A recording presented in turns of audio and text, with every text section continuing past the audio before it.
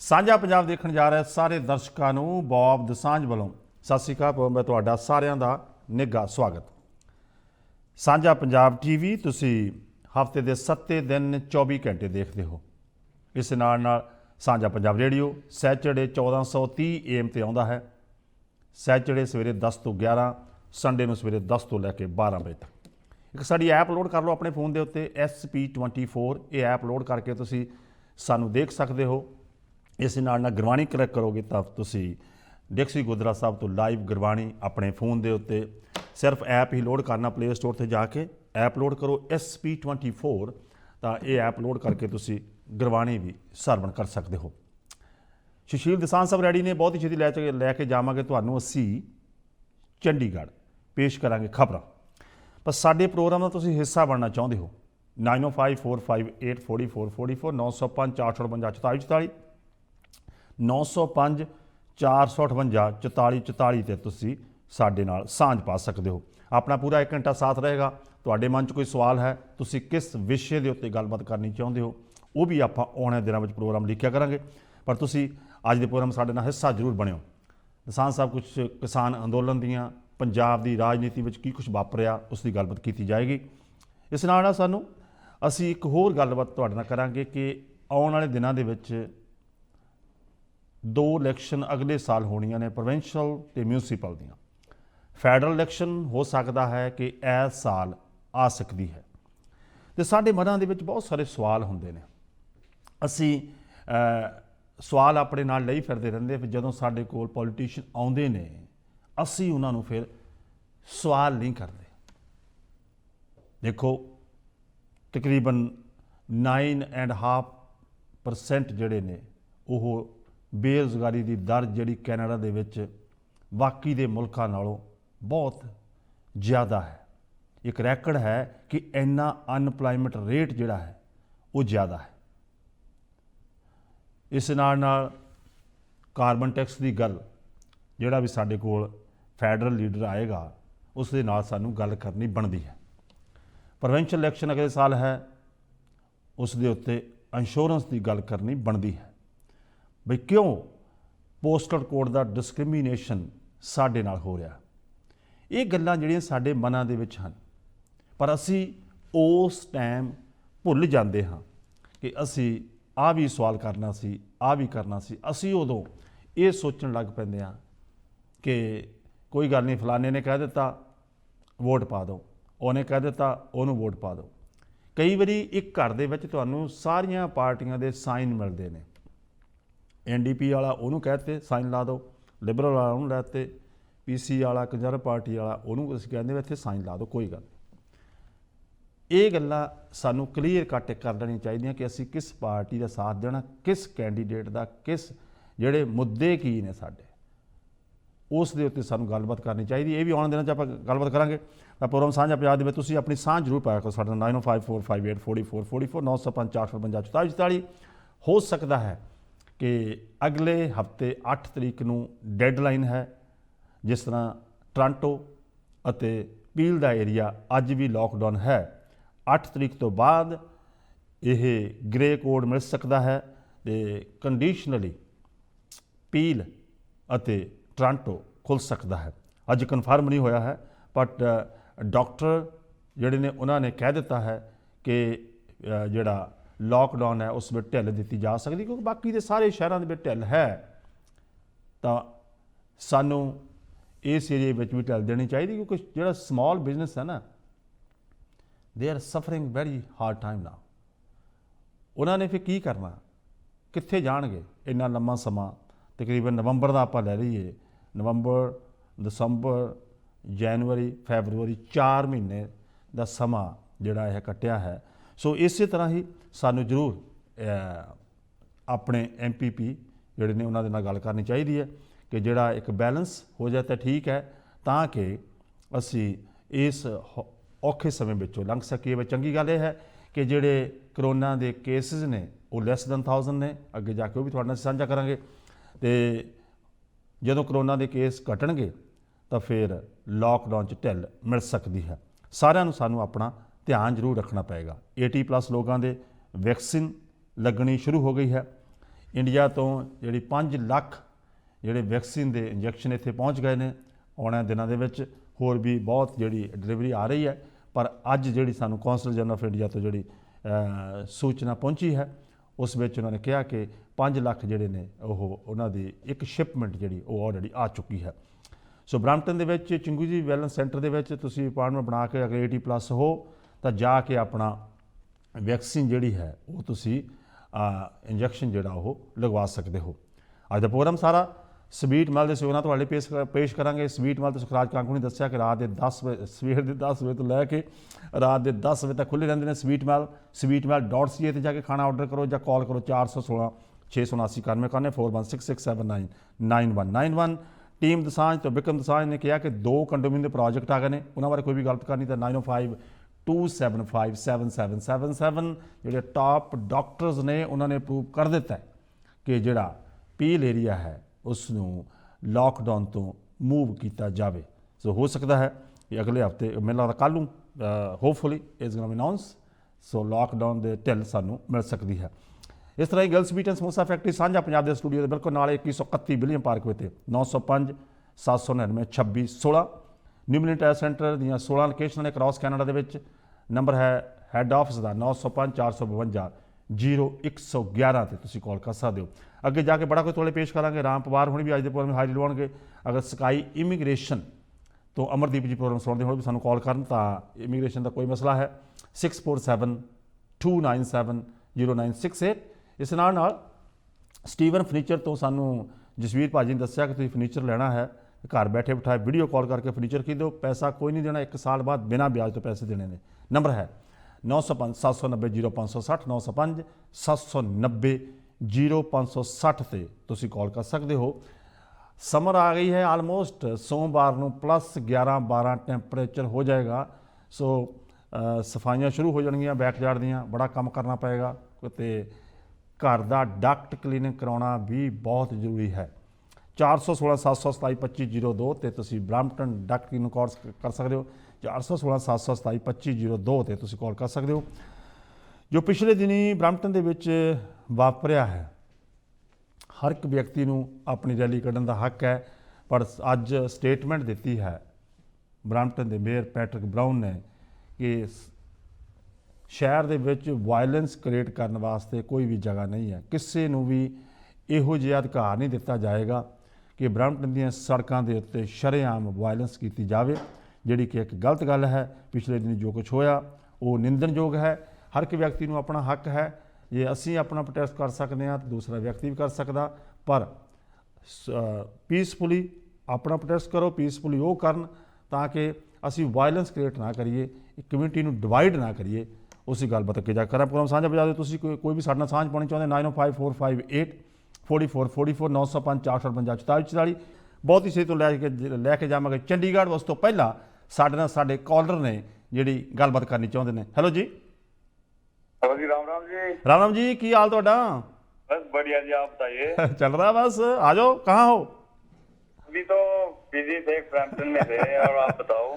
ठीक ठीक, सही जा रहा। तो आपका नाम बता दीजिए, आप एयर पे हो, आपको इंडिया कनाडा दुनिया में हर कोने में आपको लोग सुन रहे हैं।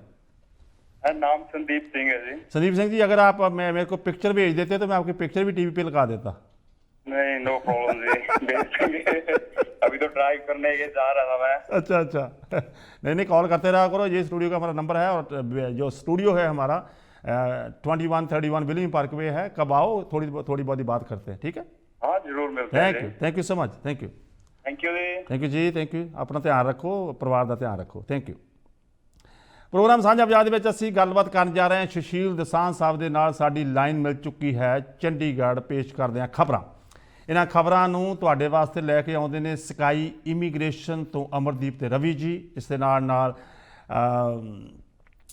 Sweet Mahal, Steven furniture, Gill sweet and samosa factory, new Milan tyre centre, kitchen Puja hut ਤੋਂ ਯਤਨ ਜੀ, ਜਿਨ੍ਹਾਂ ਦਾ ਕਿ ਚੌੜੇ ਬਾਜ਼ਾਰ ਦੇ ਵਿੱਚ ਐਲਵਿਨ ਰੈਜ਼ੀਡੈਂਟਾਂ ਦੇ ਉੱਤੇ ਬਹੁਤ ਵੱਡਾ ਸਟੋਰ ਹੈ। ਸੋ ਤੁਸੀਂ ਉਹਨਾਂ ਨਾਲ ਗੱਲਬਾਤ ਕਰਨੀ ਹੈ ਤਾਂ ਅੱਗੇ ਜਾ ਕੇ ਉਹਨਾਂ ਨਾਲ ਅਸੀਂ ਸੰਡੇ ਵਾਲੇ ਦਿਨ ਰੇਡੀਓ TV ਦੇ ਉੱਤੇ ਗੱਲਬਾਤ ਕਰਾਂਗੇ। ਪ੍ਰੋਗਰਾਮ ਸਾਂਝਾ ਪੰਜਾਬ। ਇੱਕ ਕਾਲ ਹੋਰ ਲੈ ਲਈਏ। ਹੈਲੋ ਜੀ। ਹੈਲੋ, ਹੋਲਡ ਕਰਿਓ। ਦਸਾਂਝ ਸਾਹਿਬ, हाँ जी, जी हाँ। आदाब, नमस्कार। ਸਤਿ ਸ਼੍ਰੀ ਅਕਾਲ, ਨਮਸਕਾਰ, ਗੁੱਡ ਮਾਰਨਿੰਗ, ਕੀ ਹਾਲ ਚਾਲ ਤੁਹਾਡਾ? हाँ जी बिल्कुल ठीक है जी। ते साडे जिन्ने भी सुनने वाले ने, देखने वाले ने साझा पंजाब टेलीविजन, उन्होंने सारिਆਂ ਨੂੰ ਵੀ ਚੰਡੀਗੜ੍ਹ ਸਟੂਡੀਓ ਤੋਂ ਸੁਸ਼ੀਲ ਹੁਸੈਨ ਜੀ ਬਹੁਤ ਬਹੁਤ ਪਿਆਰੀ ਸਤਿ ਸ਼੍ਰੀ ਅਕਾਲ ਜੀ, ਆਦਾਬ ਤੇ ਨਮਸਕਾਰ ਜੀ, ਬਹੁਤ ਜੀ। ਸਤਿ ਸ਼੍ਰੀ ਅਕਾਲ। ਤੇ ਪ੍ਰੋਗਰਾਮ ਦੇ ਵਿੱਚ ਅਸੀਂ ਗੱਲਬਾਤ ਬੜਾ ਕੁਝ ਖਬਰਾਂ ਤੁਹਾਡੇ ਨਾਲ ਸਾਂਝੀਆਂ ਕਰਾਂਗੇ, ਬਟ ਫਿਰ ਵੀ ਇੱਕ ਦੋ ਖਬਰਾਂ ਜਿਹੜੀਆਂ ਸੁਰਖੀਆਂ ਜਿਹੜੀਆਂ ਕਿ ਉਹ ਥੋੜ੍ਹੀਆਂ ਸਾਂਝੀਆਂ ਕਰਦੇ, ਉਸ ਤੋਂ ਬਾਅਦ ਆਪਾਂ ਅੱਗੇ ਚੱਲਦੇ। ਹਾਂਜੀ ਜੀ, ਸੁਰਖੀਆਂ 'ਚ ਅਸੀਂ ਦੇਖ ਰਹੇ ਹਾਂ ਜੀ ਵੀ ਦਿੱਲੀ ਦੇ ਬਾਰਡਰਾਂ ਤੇ ਕਿਸਾਨਾਂ ਦਾ ਸ਼ਾਂਤਮਈ ਅੰਦੋਲਨ ਲਗਾਤਾਰ ਜਾਰੀ ਹੈ ਜੀ। ਪੰਜਾਬ, ਹਰਿਆਣਾ, ਰਾਜਸਥਾਨ, ਉੱਤਰ ਪ੍ਰਦੇਸ਼ ਤੇ ਉੱਤਰਾਖੰਡ ਦੇ ਵਿੱਚ ਕਿਸਾਨਾਂ ਦੇ ਵਿਰੋਧ ਪ੍ਰਦਰਸ਼ਨ ਹੋਰ ਵੀ ਜ਼ਿਆਦਾ ਤੇਜ਼ ਹੋ ਗਏ ਨੇ ਜੀ ਜੀ। ਦਿੱਲੀ 'ਚ ਐਂ ਲੱਗਦਾ ਹੈ ਕਿ ਭਾਰਤੀ ਜਨਤਾ ਪਾਰਟੀ ਦਾ ਪੂਰੀ ਤਰ੍ਹਾਂ ਆਉਣ ਵਾਲੇ ਸਮੇਂ 'ਚ ਸਫਾਇਆ ਹੋ ਜਾਣਾ, ਕਿਉਂਕਿ ਦਿੱਲੀ ਨਗਰ ਨਿਗਮ ਦੇ 5 ਵਾਰਡਾਂ ਦੀ ਜ਼ਿਮਨੀ ਚੋਣ ਹੋਈ। ਜੀ ਇਸ ਚੋਣ 'ਚ ਬੀਜੇਪੀ 0 ਤੇ ਆਊਟ, ਆਮ ਆਦਮੀ ਪਾਰਟੀ ਨੂੰ 4 ਤੇ ਕਾਂਗਰਸ ਨੂੰ 1 ਸੀਟ ਮਿਲੀ। ਜੀ। ਪੰਜਾਬ ਦੇ ਬਜਟ ਦੀ ਤਰੀਕ ਬਦਲ ਗਈ ਹੈ, ਹੁਣ 6 ਮਾਰਚ ਦੀ ਥਾਂ ਤੇ 8 ਮਾਰਚ ਨੂੰ ਪੇਸ਼ ਕੀਤਾ ਜਾਏਗਾ ਬਜਟ। ਪੰਜਾਬ ਵਿਧਾਨ ਸਭਾ ਦੇ ਬਜਟ ਸੈਸ਼ਨ ਦੇ ਤੀਜੇ ਦਿਨ ਵੀ ਸ਼੍ਰੋਮਣੀ ਅਕਾਲੀ ਦਲ ਤੇ ਆਮ ਆਦਮੀ ਪਾਰਟੀ ਵੱਲੋਂ ਹੰਗਾਮਾ। ਆਮ ਆਦਮੀ ਪਾਰਟੀ ਦੇ ਵਿਧਾਇਕਾਂ ਦਾ ਪੈਦਲ ਮਾਰਚ, ਅਕਾਲੀ ਵਿਧਾਇਕਾਂ ਨੇ ਪੰਜਾਬ ਸਰਕਾਰ ਦਾ ਪੁਤਲਾ ਫੂਕਿਆ। ਪੰਜਾਬ ਵਿੱਚ ਨਕਲੀ ਸ਼ਰਾਬ ਦੇ ਸੌਦਾਗਰਾਂ ਲਈ ਮੌਤ ਦੀ ਸਜ਼ਾ ਵਾਲਾ ਕਾਨੂੰਨ ਲਿਆਉਣ ਦੀ ਤਿਆਰੀ। ਭਾਰਤੀ ਸੁਪਰੀਮ ਕੋਰਟ ਦੀ ਅਹਿਮ ਰਾਏ, ਕਿਹਾ ਕਿ ਸਰਕਾਰ ਤੋਂ ਵੱਖਰੇ ਵਿਚਾਰ ਪੇਸ਼ ਕਰਨਾ ਕੋਈ ਦੇਸ਼ ਧਰੋਹ ਨਹੀਂ।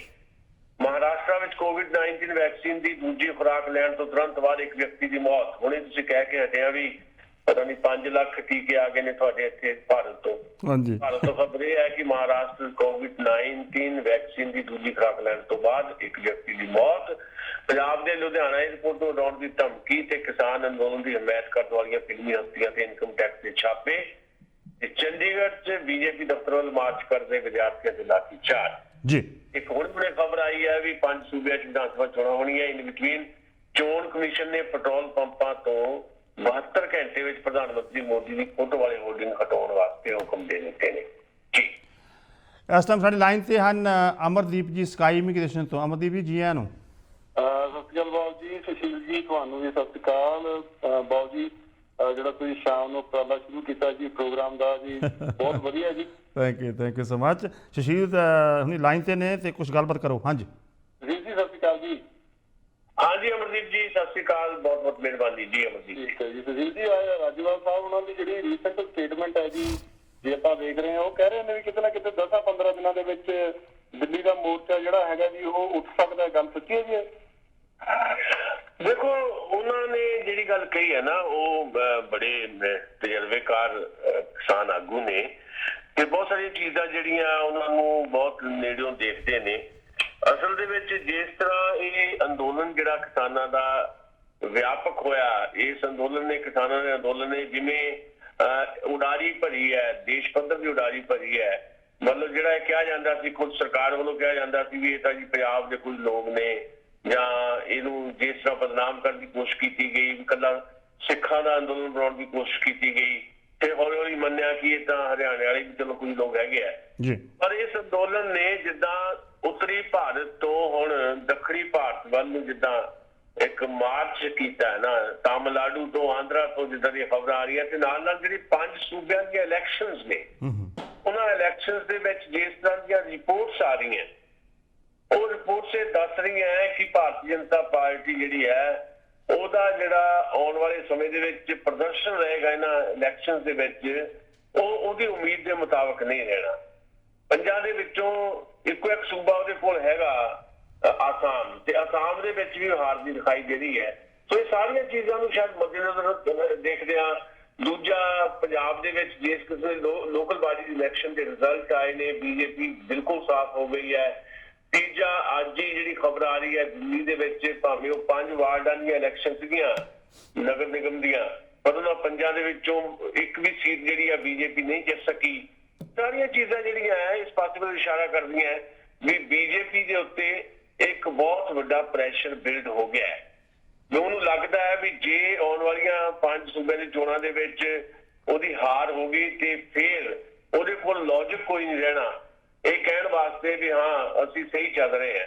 ਇਸ ਕਰਕੇ ਜਿਹੜਾ ਰਾਜੇਵਾਲ ਸਾਹਿਬ ਦਾ ਜਿਹੜਾ ਬਿਆਨ ਹੈ, ਉਹਨੂੰ ਇਹ ਸੰਦਰਭ ਦੇਖਣਾ ਚਾਹੀਦਾ ਹੈ ਕਿ 5-7-10 ਦਿਨ ਹੋਰ ਜਿਹੜਾ ਪ੍ਰੈਸ਼ਰ ਬਣੇਗਾ ਬੀਜੇਪੀ ਤੇ, ਬੀਜੇਪੀ ਸ਼ਾਇਦ ਉਹ ਇਲੈਕਸ਼ਨ 'ਚ ਵੋਟ ਪੈਣ ਤਾਂ ਕੁਝ ਨਹੀਂ ਨਿਕਲਣਾ।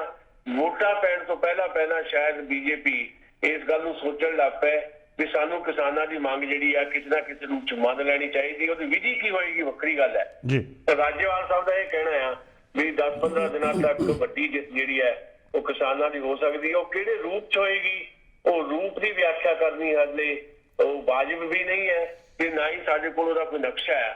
ਪਰ ਮੈਨੂੰ ਇਹ ਲੱਗਦਾ ਹੈ ਕਿ ਉਹਨਾਂ ਦੇ ਬਿਆਨ ਦਾ ਮਤਲਬ ਇਹੀ ਹੈ ਕਿ ਭਾਰਤੀ ਜਨਤਾ ਪਾਰਟੀ ਦੀ ਸਰਕਾਰ, ਨਰਿੰਦਰ ਮੋਦੀ, ਅਮਿਤ ਸ਼ਾਹ ਬਹੁਤ ਬੁਰੀ ਤਰ੍ਹਾਂ ਦਬਾਅ ਚ ਆ ਚੁੱਕੇ ਨੇ ਜੀ।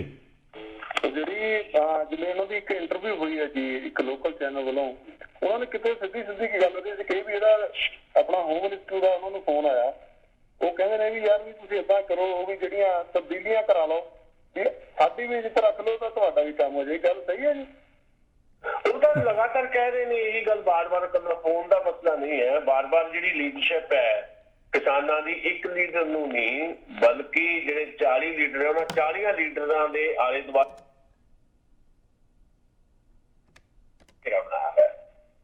ਉਹ ਇੱਕ ਵਾਰ ਨਹੀਂ ਕਈ ਵਾਰ ਫੋਨ ਕਰਦੇ ਨੇ, ਮਿਲਦੇ ਨੇ। ਮੇਰੇ ਜਿਹੜੀ ਲੀਡਰਸ਼ਿਪ ਹੈ ਕਿਸਾਨਾਂ ਦੀ ਉਹਨਾਂ ਦੇ ਕੁਝ ਆਗੂਆਂ ਦੇ ਨਾਲ ਤੇ ਮੇਰੀ ਗੱਲ ਹੁੰਦੀ ਰਹਿੰਦੀ ਹੈ ਤੇ ਉਹਦੇ ਚੋਂ ਦੱਸਦੇ ਨੇ ਕਿ ਕਿਵੇਂ ਉਹਨਾਂ ਦੇ ਉੱਤੇ ਬਹੁਤ ਵੱਡੇ ਪ੍ਰੈਸ਼ਰ ਪਾਉਣ ਦੀ ਕੋਸ਼ਿਸ਼ ਹੈ, ਉਹਨਾਂ ਨੂੰ ਲਾਲਚ ਲੈਣ ਦੀ ਵੀ ਕੋਸ਼ਿਸ਼ ਹੈ, ਉਹਨਾਂ ਨੂੰ ਕੁਝ ਨਾ ਕੁਝ ਇਸ ਤਰ੍ਹਾਂ ਦੇ ਤਰੀਕੇ ਵੀ ਦੱਸੇ ਜਾ ਰਹੇ ਆ ਵੀ ਤੁਸੀਂ ਜੇ ਆਹ ਕੁਝ ਕਰ ਲਓਗੇ ਤੇ ਇਹਦੇ ਵਿੱਚੋਂ ਆਪਾਂ ਨਿਕਲ ਸਕਦੇ ਹਾਂ, ਤੁਸੀਂ ਵੀ ਬਚ ਗਏ, ਅਸੀਂ ਵੀ ਬਚ ਗਏ, ਤੁਹਾਡਾ ਵੀ ਮੂੰਹ ਰਹਿ ਜੂ, ਸਾਡਾ ਵੀ ਮੂੰਹ ਰਹਿ ਜੂ। ਇਹ ਗੱਲ ਸ਼ੁਰੂ ਤੋਂ ਅਮਿਤ ਸ਼ਾਹ ਨੇ ਵੀ ਗੱਲ ਕਹੀ ਹੈ। ਅਮਿਤ ਸ਼ਾਹ ਨੇ ਜਿਹੜੀ ਇਮੀਡੀਏਟ ਮੀਟਿੰਗ ਕਾਲ ਕੀਤੀ ਸੀਗੀ ਜਦੋਂ ਭਾਰਤ ਬੰਦ ਦਾ ਸੱਦਾ ਦਿੱਤਾ ਗਿਆ ਸੀ, ਸ਼ਾਇਦ 5 ਤਰੀਕ ਸੀ ਉਦੋਂ, ਤੇ ਉਦੋਂ ਅਮਿਤ ਸ਼ਾਹ ਨੇ ਜਿਹੜੀ 7ਵੀਂ ਮੀਟਿੰਗ ਜਿਹੜੀ ਇਮੀਡੀਏਟ ਕਾਲ ਕੀਤੀ ਵੀ ਆਓ ਮੇਰੇ ਨਾਲ ਗੱਲ ਕਰੋ। ਤੇ ਉਸ ਮੀਟਿੰਗ ਦੇ ਵਿੱਚ ਅਮਿਤ ਸ਼ਾਹ ਨੇ ਤਾਂ ਇਸ ਕਿਸਮ ਦਾ ਤਰਲਾ ਜਿਹਾ ਮਾਰਿਆ ਸੀ ਵੀ ਤੁਹਾਡੀਆਂ ਗੱਲਾਂ ਸਾਰੀਆਂ ਠੀਕ ਹੈ, ਸਾਡੇ ਤੋਂ ਗਲਤੀ ਵੀ ਹੋ ਗਈ ਹੈ, ਪਰ ਹੁਣ ਗਲਤੀ ਹੋ ਗਈ ਹੈ, ਹੁਣ ਅਸੀਂ ਵਾਪਸ ਨਹੀਂ ਜਾ ਸਕਦੇ, ਅਸੀਂ ਇਸ ਕਾਨੂੰਨ ਨੂੰ ਰੱਦ ਨਹੀਂ ਕਰ ਸਕਦੇ। ਪਰ ਜੋ ਤੁਸੀਂ ਇਹ ਚ ਕਰਾਉਣਾ ਕਰਾ ਲਓ, ਜੋ ਤੁਸੀਂ ਇਹ ਸੋਧ ਕਰਾਉਣੀ ਕਰਾ ਲਓ, ਇਹ ਗੱਲਾਂ ਹੋ ਚੁੱਕੀ ਹੈ। ਹੁਣ ਫਿਰ ਤੋਂ ਹੀ ਗੱਲ ਹੋ ਰਹੀ ਹੈ। ਈਵਨ ਸਾਡੇ ਜਿਹੜੇ ਐਗਰੀਕਲਚਰ ਮਿਨਿਸਟਰ ਨੇ ਨਰਿੰਦਰ ਤੋਮਰ, ਉਹ ਬਾਰ-ਬਾਰ ਇੱਕੋ ਗੱਲ ਦੁਹਰਾ ਰਹੇ ਹੈ ਵੀ ਜੇ ਕਿਸਾਨਾਂ ਦੀ ਲੀਡਰਸ਼ਿਪ ਜਿਹੜੀ ਹੈ ਉਹ ਇਸ ਗੱਲ ਤੇ ਗੱਲ ਕਰਨ ਨੂੰ ਤਿਆਰ ਹੈ ਵੀ ਜਿਹੜੀ ਅਸੀਂ ਪ੍ਰਪੋਜ਼ਲ ਦਿੱਤੀ ਸੀ ਵੀ 1.5 ਸਾਲ ਲਈ, ਅਸੀਂ 1.5 ਸਾਲ ਤੋਂ ਵੀ ਅੱਗੇ ਜਾਣ ਨੂੰ ਤਿਆਰ ਹੈ ਕਿ ਤੁਸੀਂ ਇਹਨੂੰ ਪੋਸਟਪੋਨ ਕਰ ਦਿਓ ਕਾਨੂੰਨਾਂ ਨੂੰ, ਅਸੀਂ ਤਿਆਰ ਹੈ ਵੀ ਆ ਜਾਓ ਸਾਡੇ ਨਾਲ ਗੱਲ ਕਰੋ। ਸੋ ਬਾਰ-ਬਾਰ ਕਹਿ ਰਹੇ ਆ ਪਰ ਲੀਡਰਸ਼ਿਪ ਇਸ ਗੱਲ ਤੇ ਹੈ ਵੀ ਨਹੀਂ, ਜੇ ਅੱਜ ਅਸੀਂ ਇਹਨਾਂ ਦੀ ਇਹ ਗੱਲ ਮੰਨ ਲਈ ਵੀ ਠੀਕ ਹੈ 1.5 ਸਾਲ 2 ਸਾਲ ਈਵਨ 3 ਸਾਲ ਵੀ ਅਸੀਂ ਕਾਨੂੰਨ ਜਿਹੜੇ ਆ ਉਹਨੂੰ ਹੋਲਡ ਕਰਨ ਵਾਸਤੇ ਮੰਨ ਗਏ ਤਾਂ ਫਿਰ ਇਹਦਾ ਮਤਲਬ ਹੈ ਅਸੀਂ ਕਾਨੂੰਨਾਂ 'ਚ ਆਉਣ ਵਾਲੇ ਸਮੇਂ 'ਚ ਰਾਜ਼ੀ ਹੋ ਸਕਦੇ ਹਾਂ। ਅਸੀਂ ਇਹਨਾਂ ਕਾਨੂੰਨਾਂ ਤੇ ਰਾਜ਼ੀ ਨਹੀਂ ਹੋਣਾ। ਸੋ ਬਾਰ-ਬਾਰ ਇਹਦੇ ਵੀ ਆਫਰਸ ਆ ਰਹੀਆਂ, ਫੋਨ ਵੀ ਹੋ ਰਹੇ ਨੇ ਤੇ ਆਪਣੇ ਵਿਚੋਲੇ ਵੀ ਭੇਜ ਰਹੇ ਨੇ, ਸਰਕਾਰ ਜਿਹੜੀ ਹੈ ਵਿਚੋਲੇ ਵੀ ਭੇਜ ਰਹੀ ਹੈ, ਪਰ ਲੀਡਰਸ਼ਿਪ ਦਾ ਇੱਕੋ ਤਰੀਕਾ ਹੈ ਵੀ ਕਾਨੂੰਨ ਵਾਪਸ ਕਰਾ ਕੇ ਹੀ ਸਾਡਾ ਮਸਲਾ ਹੱਲ ਹੁੰਦਾ ਹੈ। ਜੀ ਇਸ ਟਾਈਮ ਸਾਡੀ ਲਾਈਨ ਤੇ ਰਾਮ ਪਵਾਰ ਜੀ ਨੇ। ਰਾਮ ਜੀ ਜੀ ਆਇਆਂ ਨੂੰ। ਪ੍ਰਣਾਮ ਜੀ ਰਾਮ ਜੀ, ਬਹੁਤ ਸ਼ੁਕਰੀਆ ਜੀ, ਬਹੁਤ ਮਿਹਰਬਾਨੀ, ਵੈਲਕਮ। ਚੰਡੀਗੜ੍ਹ ਦੇ ਕੀ ਹਾਲ ਹੈ? ਮੇਰਾ ਹੋਮ ਟਾਊਨ ਹੈ ਜੀ। ਜੀ ਬਹੁਤ ਵਧੀਆ। ਰਾਮ ਪਵਾਰ ਜੀ ਦੀ ਫੋਟੋ ਲਾ ਦਿਓ ਟੀਵੀ ਤੇ। ਹਾਂਜੀ ਹਾਂਜੀ ਰਾਮ ਜੀ, ਸਵਾਲ ਕਰੋ ਦਸਾਂਝ ਸਾਹਿਬ ਨੂੰ, ਕੋਈ ਪੁੱਛਣਾ ਤੁਸੀਂ?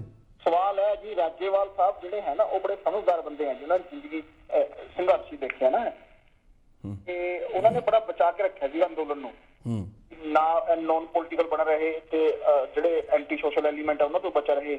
ਪਰ ਥੋੜੀ ਜਿਹੀ ਦੇਰ ਫਿਰ ਉਹਨਾਂ ਦੇ ਹੱਥ ਚੋਂ ਨਿਕਲ ਗਈ ਸੀ ਗੇਮ, ਫਿਰ ਉਹਨਾਂ ਨੇ ਸੰਭਾਲ ਲਈ। ਤੇ ਮੈਨੂੰ ਲੱਗਦਾ ਵੀ ਰਾਜੇਵਾਲ ਤੋਂ ਇਲਾਵਾ ਜਿਹੜੇ ਹੋਰ ਦੂਜੇ ਲੀਡਰ ਹੈ ਜੀ, ਉਹ ਉਹਨਾਂ ਦੇ ਕੁਝ ਪੋਲੀਟੀਕਲ ਮਿਸ਼ਨ ਹੈ, ਕਿਸੇ ਨੂੰ MLA ਬਣਨਾ ਹੈ, ਕਿਸੇ ਨੂੰ CM ਬਣਨਾ ਹੈ, ਹਨਾ, ਜਿਹੜੇ ਹੋਰ ਹੈ ਕੋਈ ਰਾਜ ਸਭਾ ਦੀ ਟਿਕਟ ਵਾਸਤੇ ਹੈ। ਤੇ ਨਾਓ ਇਟਸ ਲੁਕਿੰਗ ਲਾਈਕ ਕਿ ਉਹ ਕਿਸਾਨਾਂ ਤੋਂ ਜ਼ਿਆਦਾ BJP ਐਂਟੀ ਮੁਹਿੰਮ ਚਲਾ ਰਹੇ ਹੈ ਜੀ।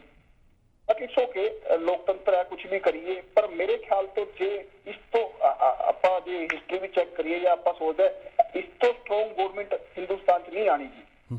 ਜੇ ਮੰਨ ਲਓ ਹੋਲਡ ਹੋ ਜਾਣ ਦੇ 2 ਸਾਲ 2.5 ਸਾਲ ਵਾਸਤੇ ਨਾ, ਤੇ ਹੋਰ ਗਵਰਨਮੈਂਟ ਦੀ ਤਾਂ ਹਿੰਮਤ ਨਹੀਂ ਹੈ ਵੀ ਇਹਨਾਂ ਨੂੰ ਲੈ ਕੇ ਆਉਣ, ਤੇ ਇਹ ਗਵਰਨਮੈਂਟ ਦੁਆਰ ਤੋਂ ਲੈ ਕੇ ਨਹੀਂ ਆਊਗੀ ਜਿਹਨਾਂ ਨੂੰ। ਇਹ ਤਾਂ ਮੌਕਾ ਸੀਗਾ ਵੀ ਕਿਸਾਨ ਜਿਹੜੀ ਆਪਣੀ ਡਿਮਾਂਡ ਹੈ, ਜਿਹੜਾ ਆਲ ਓਵਰ ਇੰਡੀਆ MSP ਲਿਆਣੀ ਤੇ ਨਾਲ MRP ਵੀ ਲੈ ਕੇ ਆਓ, ਤੇ ਉਹਨਾਂ ਡਿਮਾਂਡਾਂ ਤੇ ਕੰਮ ਕਰਨ, ਆਪਣਾ ਬਲੂ ਪ੍ਰਿੰਟ ਬਣਾ ਕੇ ਗਵਰਨਮੈਂਟ ਨੂੰ ਵੀ ਨਾ ਦੇਣ। ਗਵਰਨਮੈਂਟ ਦੇ ਇਲਾਵਾ ਉਹਨਾਂ ਕੋਲ ਤਾਂ ਓਪੋਜੀਸ਼ਨ ਵਾਲੇ ਲੀਡਰ ਆ ਰਹੇ ਜੀ, ਉਹਨਾਂ ਨੂੰ ਦੇਣ। ਆਲ ਪਾਰਟੀ ਮੀਟਿੰਗ ਬੁਲਾਉਣ ਤੇ ਆਪਣਾ ਸਮਝੌਤਾ ਕਰਨ, ਆਪਣੇ ਘਰਾਂ ਨੂੰ ਜਾਣ, ਆਪਣਾ ਖੁਸ਼ ਰਹਿਣ। ਤੇ ਮੇਨ ਮਕਸਦ ਉਹੀ ਹੈ ਵੀ ਕਿਸਾਨ ਦੀ ਆਰਥਿਕ ਹਾਲਤ ਕਿਸ ਤਰ੍ਹਾਂ ਸੁਧਰੀ ਹੈ ਤੇ ਮੰਨ ਲਓ ਵਾਪਸ ਵੀ ਹੋ ਗਏ ਆ ਵੀ ਇਹਦਾ ਆਊਟਪੁੱਟ ਕੀ ਨਿਕਲੂਗਾ? ਜੇਕਰ ਤਾਂ ਪੰਜਾਬੀ ਗਾਣਾ ਬਣ ਜਾਊਗਾ ਬਸ ਹਨਾ ਵੀ ਧੋਣ ਤੇ ਰੱਖਦਾ ਗੋਡਾ ਇਸ ਤੋਂ ਇਲਾਵਾ ਤਾਂ ਕੋਈ ਨਹੀਂ ਨਾ ਆਊਟਪੁੱਟ ਨਹੀਂ। ਕਿਸਾਨ ਤਾਂ ਉੱਥੇ ਉੱਥੇ ਰਹਿ ਜਾਊਗਾ ਜੀ। ਉਹ ਤਾਂ ਕਿਸਾਨ ਹੈ, ਉਹਦੇ ਵਾਸਤੇ ਸੋਚਣਾ ਚਾਹੀਦਾ ਜੀ। ਆਪਣੇ ਵਿਚਾਰਾਂ ਦਿਓ ਜੀ ਤੇ ਤੁਹਾਨੂੰ ਧੰਨਵਾਦ, ਸ਼ੁਕਰੀਆ ਤੁਹਾਡਾ। Ram ji, thank you so much, ਤੁਹਾਡਾ ਬਹੁਤ ਬਹੁਤ ਧੰਨਵਾਦ। ਇਸ ਰਾਮ ਪਵਾਰ ਜੀ। ਇਸ ਨਾਲ ਮੈਂ ਸਰੋਤਿਆਂ ਨੂੰ ਇੱਕ ਬੇਨਤੀ ਕਰ ਦੇਵਾਂ, ਜਦੋਂ ਤੁਸੀਂ ਕਾਲ ਕਰਨੀ ਹੈ ਤੇ ਜਦੋਂ ਕਾਲ ਕਰਨੀ ਹੈ ਤਾਂ ਮੈਨੂੰ WhatsApp ਤੇ ਆਪਣੀ ਫੋਟੋ ਭੇਜ ਦਿਆ ਕਰੋ। ਅਸੀਂ ਤੁਹਾਡੀ ਪਿਕਚਰ ਨਾਲ ਹੀ ਟੀਵੀ ਦੀ ਸਕਰੀਨ ਤੇ ਲਾ ਦਿਆ ਕਰਾਂਗੇ। ਨੰਬਰ ਹੈ ਮੇਰਾ 4164197777 416417777।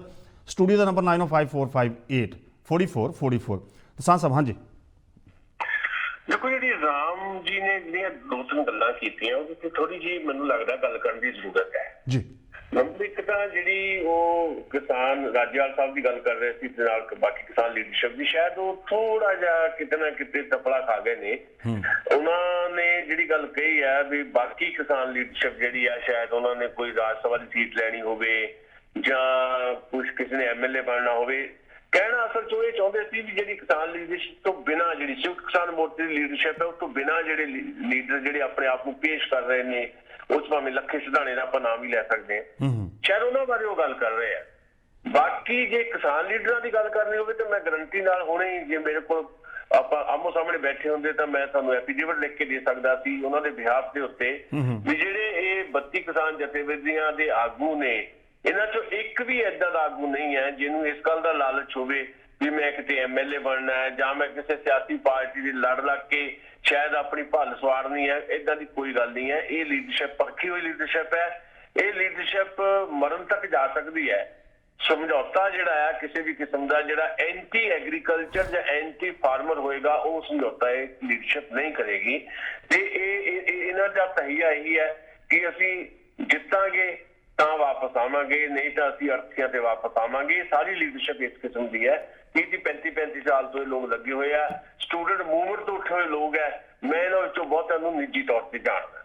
ਹਾਂ, ਇਹ ਜ਼ਰੂਰ ਹੈ ਕਿ ਜਿਹੜੇ ਇਸ ਲੀਡਰਸ਼ਿਪ ਤੋਂ ਬਾਹਰ ਜਿਹੜੇ ਕਿਸੇ ਡਿਸਪਲਿਨ 'ਚ ਨਹੀਂ ਹੈਗੇ, ਜਿਹੜੇ ਕਿਸੇ ਡਿਸਪਲਿਨ 'ਚ ਨਹੀਂ, ਜਿਹਦੇ ਕਰਕੇ ਅੰਦੋਲਨ ਕਈ ਵਾਰੀ ਐਂ ਲੱਗਦਾ ਹੁੰਦਾ ਵੀ ਕਿਸਾਨਾਂ ਦਾ ਅੰਦੋਲਨ ਕਿਤੇ ਵਿਗੜ ਹੀ ਨਾ ਜਾਵੇ, ਇਹਦਾ ਰੂਪ ਹੀ ਨਾ ਬਦਲ ਜਾਵੇ, ਇਹ ਕਿਤੇ ਟੁੱਟ ਹੀ ਨਾ ਜਾਵੇ।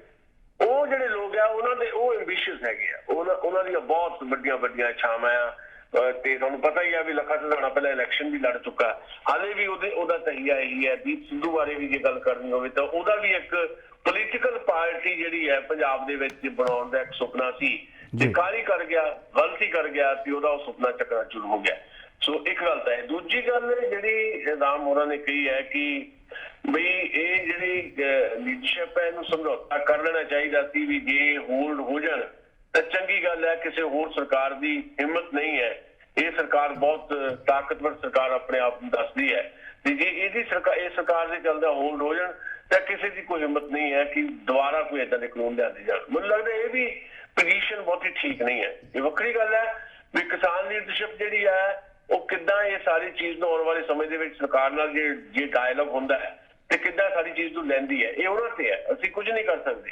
ਪਰ ਮੇਰਾ ਮੰਨਣਾ ਇਹ ਹੈ ਵੀ ਜੇ ਅੱਜ ਸਰਕਾਰ ਦੀ ਇਹ ਪ੍ਰਪੋਜ਼ਲ ਮੰਨ ਲਈ ਜਾਏ ਵੀ ਹਾਂ ਅਸੀਂ 2 ਸਾਲ ਲਈ 1.5 ਸਾਲ ਲਈ ਹੋਲਡ ਕਰਨ ਨੂੰ ਤਿਆਰ ਹੈ, ਤਾਂ ਇਹਦਾ ਮਤਲਬ ਹੈ ਕਿ ਕਾਨੂੰਨ ਸਹੀ ਹੈ। ਇੱਕ ਕਿਤੇ ਨਾ ਕਿਤੇ ਇੱਕ ਮੈਸੇਜ ਕਨਵੇ ਹੋ ਜਾਂਦਾ ਹੈ।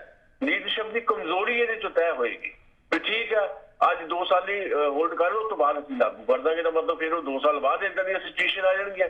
ਇਹਦਾ ਕੀ ਮਤਲਬ ਹੋਇਆ?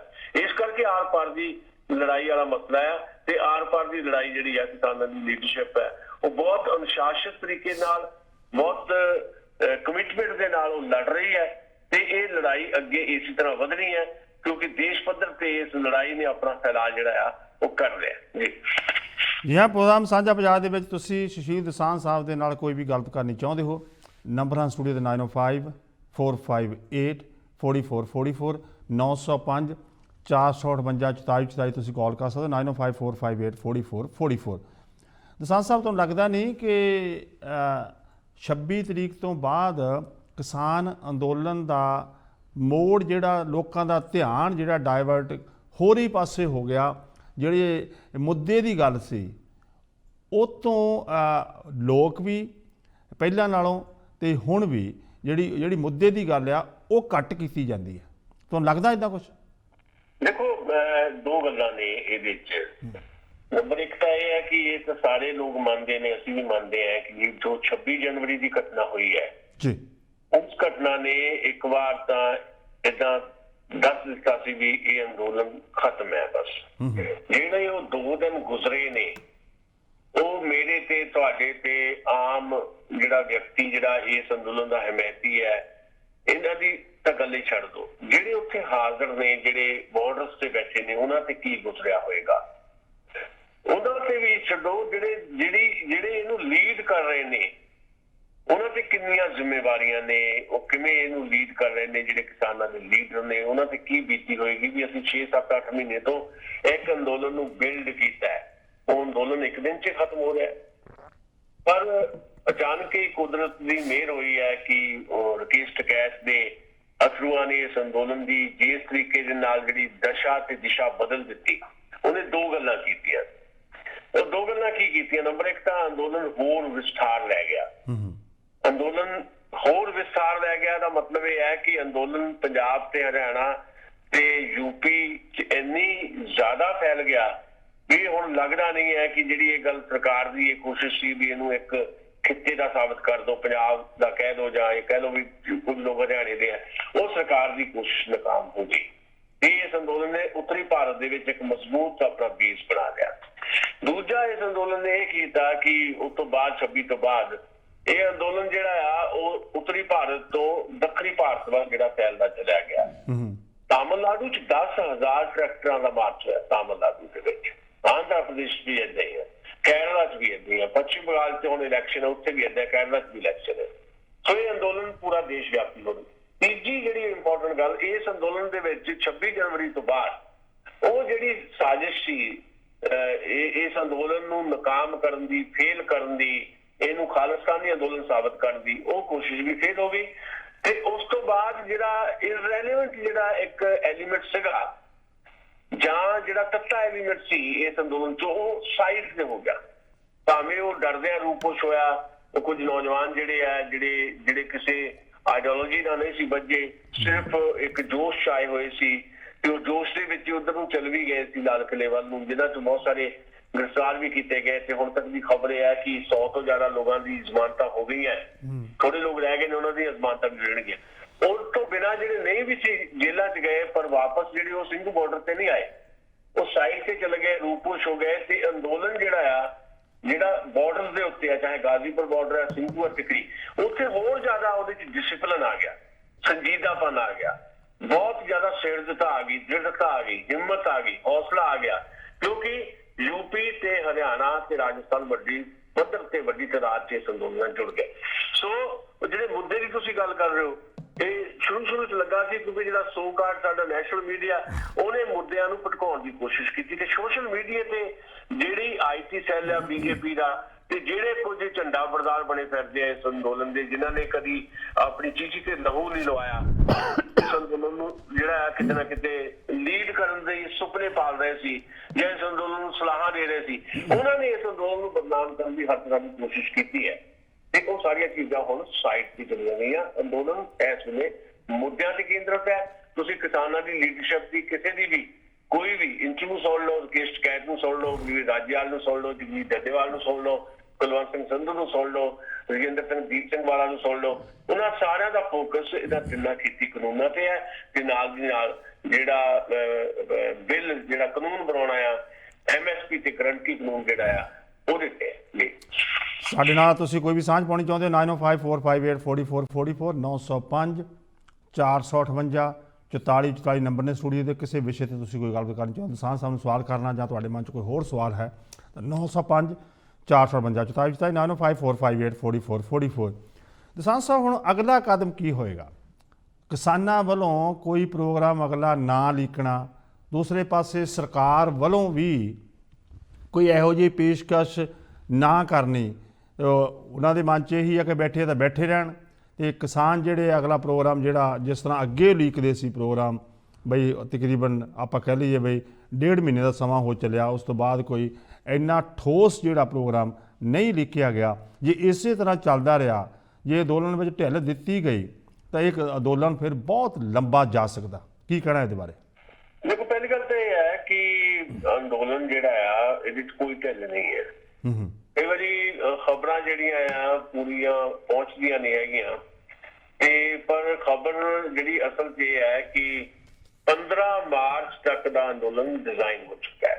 15 ਮਾਰਚ ਤੱਕ ਦਾ 6 ਮਾਰਚ ਤੋਂ ਅੰਦੋਲਨ ਜਿਹੜਾ ਆ ਅੱਜ ਤੁਸੀਂ ਦੇਖ ਲਓ ਵੀ 4 ਤਰੀਕ ਹੋ ਗਈ ਹੈ। 6 ਮਾਰਚ ਨੂੰ KMP ਜਿਹੜਾ ਉਹ ਰੋਡ ਹੈ ਜਿਹਦੇ ਤੇ ਅਸੀਂ ਇੱਕ ਦਿਨ ਉੱਥੋਂ ਚੱਲਦਿਆਂ ਵੀ ਗੱਲਬਾਤ ਕੀਤੀ ਸੀ, ਜਦੋਂ ਉਹ ਜਿਹੜਾ KMP ਰੋਡ ਹੈ ਕੁੰਡਲੀ ਜਿਹੜਾ ਪਲਵਲ ਜਿਹੜਾ ਰੋਡ ਹੈ ਉਹ ਲਗਭਗ ਮੇਰਾ ਖਿਆਲ ਹੈ ਵੀ 100-150 ਕਿਲੋਮੀਟਰ ਹੋਣਾ ਓਵਰਆਲ, ਤੇ ਉਹ ਉਧਰ ਨੂੰ ਜਾਮ ਕੀਤਾ ਜਾਣਾ ਸਾਰਾ। ਉਧਰੋਂ ਟਿਕਰੀ ਬਾਰਡਰ ਵਾਲੇ, ਉਧਰੋਂ ਪਲਵਲ ਵਾਲੇ, ਇਧਰੋਂ ਸਿੰਘੂ ਕੁੰਡਲੀ ਬਾਰਡਰ ਵਾਲੇ ਸਾਰੇ ਜਿਹੜੇ ਇੱਥੋਂ ਜਿਹੜੇ ਕਿਸਾਨ ਬੈਠੇ ਆ ਇਹਨਾਂ ਚੋਂ ਕੁਝ ਹਿੱਸੇ ਜਿਹੜੇ ਆ ਉਸ ਰੋਡ ਨੂੰ ਜਾਮ ਕਰਨਗੇ।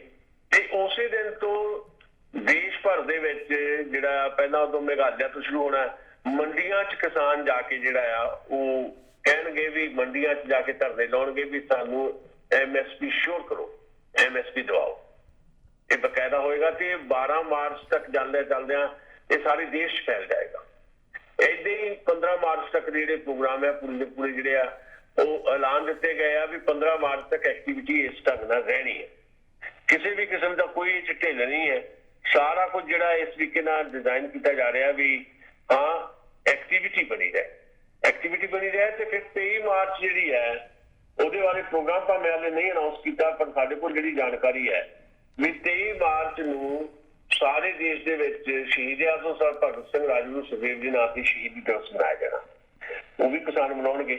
ਤੇ ਬਕਾਇਦਾ 15 ਮਾਰਚ ਦੀ ਜਿਹੜੀ ਮੈਂ ਗੱਲ ਕਰ ਰਿਹਾ, 15 ਮਾਰਚ ਨੂੰ ਸਾਰੇ ਦੇਸ਼ ਦੀਆਂ ਜਿਹੜੀਆਂ ਮਜ਼ਦੂਰਾਂ ਦੀਆਂ ਜਥੇਬੰਦੀਆਂ, ਚਾਹੇ ਉਹ ਖੇਤ ਮਜ਼ਦੂਰ ਹੈ, ਚਾਹੇ ਉਹ ਕੰਸਟਰਕਸ਼ਨ ਦੀ ਲੇਬਰ ਹੈ, ਉਹ ਸਾਰੇ ਦੇਸ਼ ਦੇ ਵਿੱਚ ਦਿਨ ਮਨਾਉਣਗੇ ਮਜ਼ਦੂਰ ਦਿਵਸ ਕਿਸਾਨ ਅੰਦੋਲਨ ਦੇ ਹੱਕ ਦੇ ਵਿੱਚ।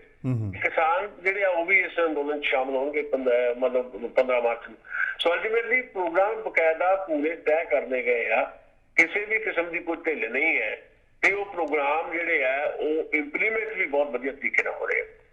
ਜਿਹਦੇ ਦਾ ਉਹ ਜਿਹੜੀਆਂ ਖਬਰਾਂ ਆਉਣਗੀਆਂ ਅਸੀਂ ਤੁਹਾਡੇ ਸਾਂਝੇ ਕਰਦੇ ਚੱਲਾਂਗੇ। ਹਾਲੇ ਵੀ ਲੋਕ ਜਿਹੜੇ ਆ ਇਹ ਨਹੀਂ ਆ, ਭਾਵੇਂ ਗਰਮੀ ਸ਼ੁਰੂ ਹੋ ਗਈ ਹੈ।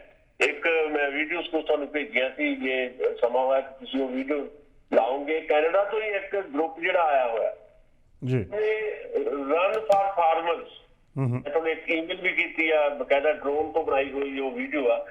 ਰਨ ਫਾਰ ਫਾਰਮਰਸ, ਉਹ ਦੇਖ ਲਓ ਵੀ ਇੱਥੋਂ ਤੁਰੇ ਹੋਏ ਪੰਜਾਬ ਤੋਂ ਦੌੜ ਕੇ ਜਿਹੜੇ ਆ ਉਸ ਅੰਦੋਲਨ ਸ਼ਾਮਲ ਹੋ ਰਹੇ ਆ ਤੇ ਅੱਜ ਜਾ ਕੇ ਉਹਨਾਂ ਨੇ ਉੱਥੇ ਸ਼ਮੂਲੀਅਤ ਕਰਨੀ ਹੈ। ਮਤਲਬ ਦੌੜ ਕੇ ਤੁਰੇ ਹੋਏ, ਹੌਲੀ ਹੌਲੀ ਦੌੜ ਰਹੇ ਨੇ, ਰਾਜ ਪੜਾ ਕਰ ਰਹੇ ਨੇ। ਕੈਨੇਡਾ ਤੋਂ ਇੱਕ ਬਕਾਇਦਾ ਗਰੁੱਪ ਆਇਆ ਹੋਇਆ। ਸੋ ਇਸੇ ਤਰ੍ਹਾਂ ਸਾਡੇ ਦੇਸ਼ ਚੋਂ ਇਸ ਅੰਦੋਲਨ ਦੀ ਬਹੁਤ ਵੱਡੀ ਤਾਦਾਦ ਦੇ ਵਿੱਚ ਲੋਕ ਆਪਣੇ ਆਪਣੇ ਥਾਵਾਂ ਦੇ ਉੱਤੇ ਧਰਨੇ ਪ੍ਰਦਰਸ਼ਨ ਕਰ ਰਹੇ ਨੇ। ਟੋਲ ਪਲਾਜ਼ੇ ਜਿਹੜੇ ਆ ਉਹ ਸਾਰੇ ਬੰਦ ਕੀਤੇ ਹੋਏ ਨੇ। ਹਰਿਆਣੇ ਤੇ ਪੰਜਾਬ ਦੇ ਵਿੱਚ, ਰਾਜਸਥਾਨ ਦੇ ਵਿੱਚ ਕਾਫੀ ਹਿੱਸੇ ਟੋਲ ਪਲਾਜ਼ੇ ਬੰਦ ਨੇ ਤੇ ਸਾਰੇ ਦੇਸ਼ ਦੇ ਵਿੱਚ ਪ੍ਰਦਰਸ਼ਨ ਚੱਲ ਰਹੇ ਨੇ। ਤੇ ਜਿਹੜੇ ਬਾਰਡਰਸ ਨੇ, ਬਾਰਡਰਸ ਦੇ ਉੱਤੇ ਗਿਣਤੀ ਘਟੀ ਨਹੀਂ ਹੈ, ਗਿਣਤੀ ਵੱਧ ਰਹੀ ਹੈ ਲਗਾਤਾਰ ਕਿਸਾਨਾਂ ਦੀ, ਨੌਜਵਾਨਾਂ ਦੀ। ਜੀ, ਇਹ ਸਾਡੇ ਹਿੱਸੇ ਨੂੰ ਹਮੇਸ਼ਾ ਇਸ ਤਰ੍ਹਾਂ ਸਾਨੂੰ ਸਵੀਟ ਮੈਲ ਤੋਂ ਸੁਖਰਾਜ ਕੰਗ ਸਾਥ ਦਿੰਦੇ ਨੇ। 416 679 9191 ਨਿਊ ਮਿਲਨ ਟਾਇਰ ਸੈਂਟਰ ਦੇ ਕੋਲੇ 2 ਗਰਾਜ ਨੇ ਲੀਜ਼ ਦੇ ਉੱਤੇ। ਇਸ ਨਾਲ ਇੱਕ ਟਰੱਕ ਯਾਰਡ ਹੈ ਲੀਜ਼ ਤੇ। ਇੰਦਰਜੀਤ ਧੁੱਗਾ ਦਾ ਸੈੱਲਫੋਨ ਨੰਬਰ 6479880034 ਤੇ ਕਾਲ ਕਰ ਸਕਦੇ ਹੋ। ਅਗਰ ਤੁਸੀਂ ਜੌਬ ਦੀ ਭਾਲ 'ਚ ਹੋ ਤਾਂ ਤੁਹਾਡੇ ਕੋਲ ਕਾਰ ਹੈ, ਤੁਹਾਨੂੰ ਜੌਬ ਰਾਈਟ ਵੀ ਮਿਲ ਸਕਦੀ ਹੈ। ਇਹ ਟਿਫਨ ਡਿਲੀਵਰੀ ਦੀ ਜੌਬ ਹੈ। ਦੇਵ ਸੋਲ ਨੂੰ ਕਾਲ ਕਰ ਲਓ 4167494444। ਉਹਨਾਂ ਨੂੰ 5 ਡਰਾਈਵਰ ਚਾਹੀਦੇ ਨੇ। 4167494444 416 749 4444 ਤੇ ਕਾਲ ਕਰ ਸਕਦੇ ਹੋ। ਮਿਲ ਜਾਓ ਦਾ ਨੰਬਰ ਸਟੂਡੀਓ ਦਾ ਹੈ 9054584444 905 452 4444। ਸਾਹ ਸਾਹਿਬ, ਹੁਣ ਥੋੜ੍ਹੀ ਜਿਹੀ ਗੱਲਬਾਤ ਕਰੀਏ। ਦਿੱਲੀ ਦੇ ਵਿੱਚ ਜਿਹੜੀ ਇਲੈਕਸ਼ਨ ਹੋਈ ਹੈ ਉਹਦੇ ਨਾਲ ਜੇ ਭਾਜਪਾ ਦਾ ਇੰਨਾ ਬੁਰਾ ਹਾਲ ਹੋਇਆ, ਉਹਦੀ ਥੋੜ੍ਹੀ ਜਾਣਕਾਰੀ ਦਿਓ। ਦੇਖੋ, ਭਾਰਤੀ ਜਨਤਾ ਪਾਰਟੀ ਬੜੇ ਦਾਅਵੇ ਕਰਦੀ ਹੈ। ਭਾਰਤੀ ਜਨਤਾ ਪਾਰਟੀ ਦਾ ਇਹ ਦਾਅਵਾ ਹੈ ਕਿ ਦੇਖੋ ਸਾਰਾ ਕੁਝ ਕਰਨ ਦੇ ਬਾਵਜੂਦ ਉਹ ਬਾਰ-ਬਾਰ ਜਿਹੜਾ ਉਹ ਲੌਜਿਕ ਲੈਂਦੇ ਨੇ ਵੀ ਅਸੀਂ ਨੋਟਬੰਦੀ ਵੀ ਕਰਤੀ, ਨੋਟਬੰਦੀ ਦਾ ਵਿਰੋਧ ਹੋਇਆ, ਅਸੀਂ CA ਲੈਣ ਦਾ, ਅਸੀਂ NRC ਲੈਣ ਦੀ ਉਹਦਾ ਵਿਰੋਧ ਹੈ, ਉਹਦੇ ਬਾਵਜੂਦ ਵੀ ਅਸੀਂ ਬਿਹਾਰ 'ਚ ਵੀ ਇਲੈਕਸ਼ਨ ਜਿੱਤ ਗਏ, ਜਿੱਥੇ ਕਿਤੇ ਇਲੈਕਸ਼ਨ ਵੀ ਅਸੀਂ ਜਿੱਤਦੇ ਹਾਂ।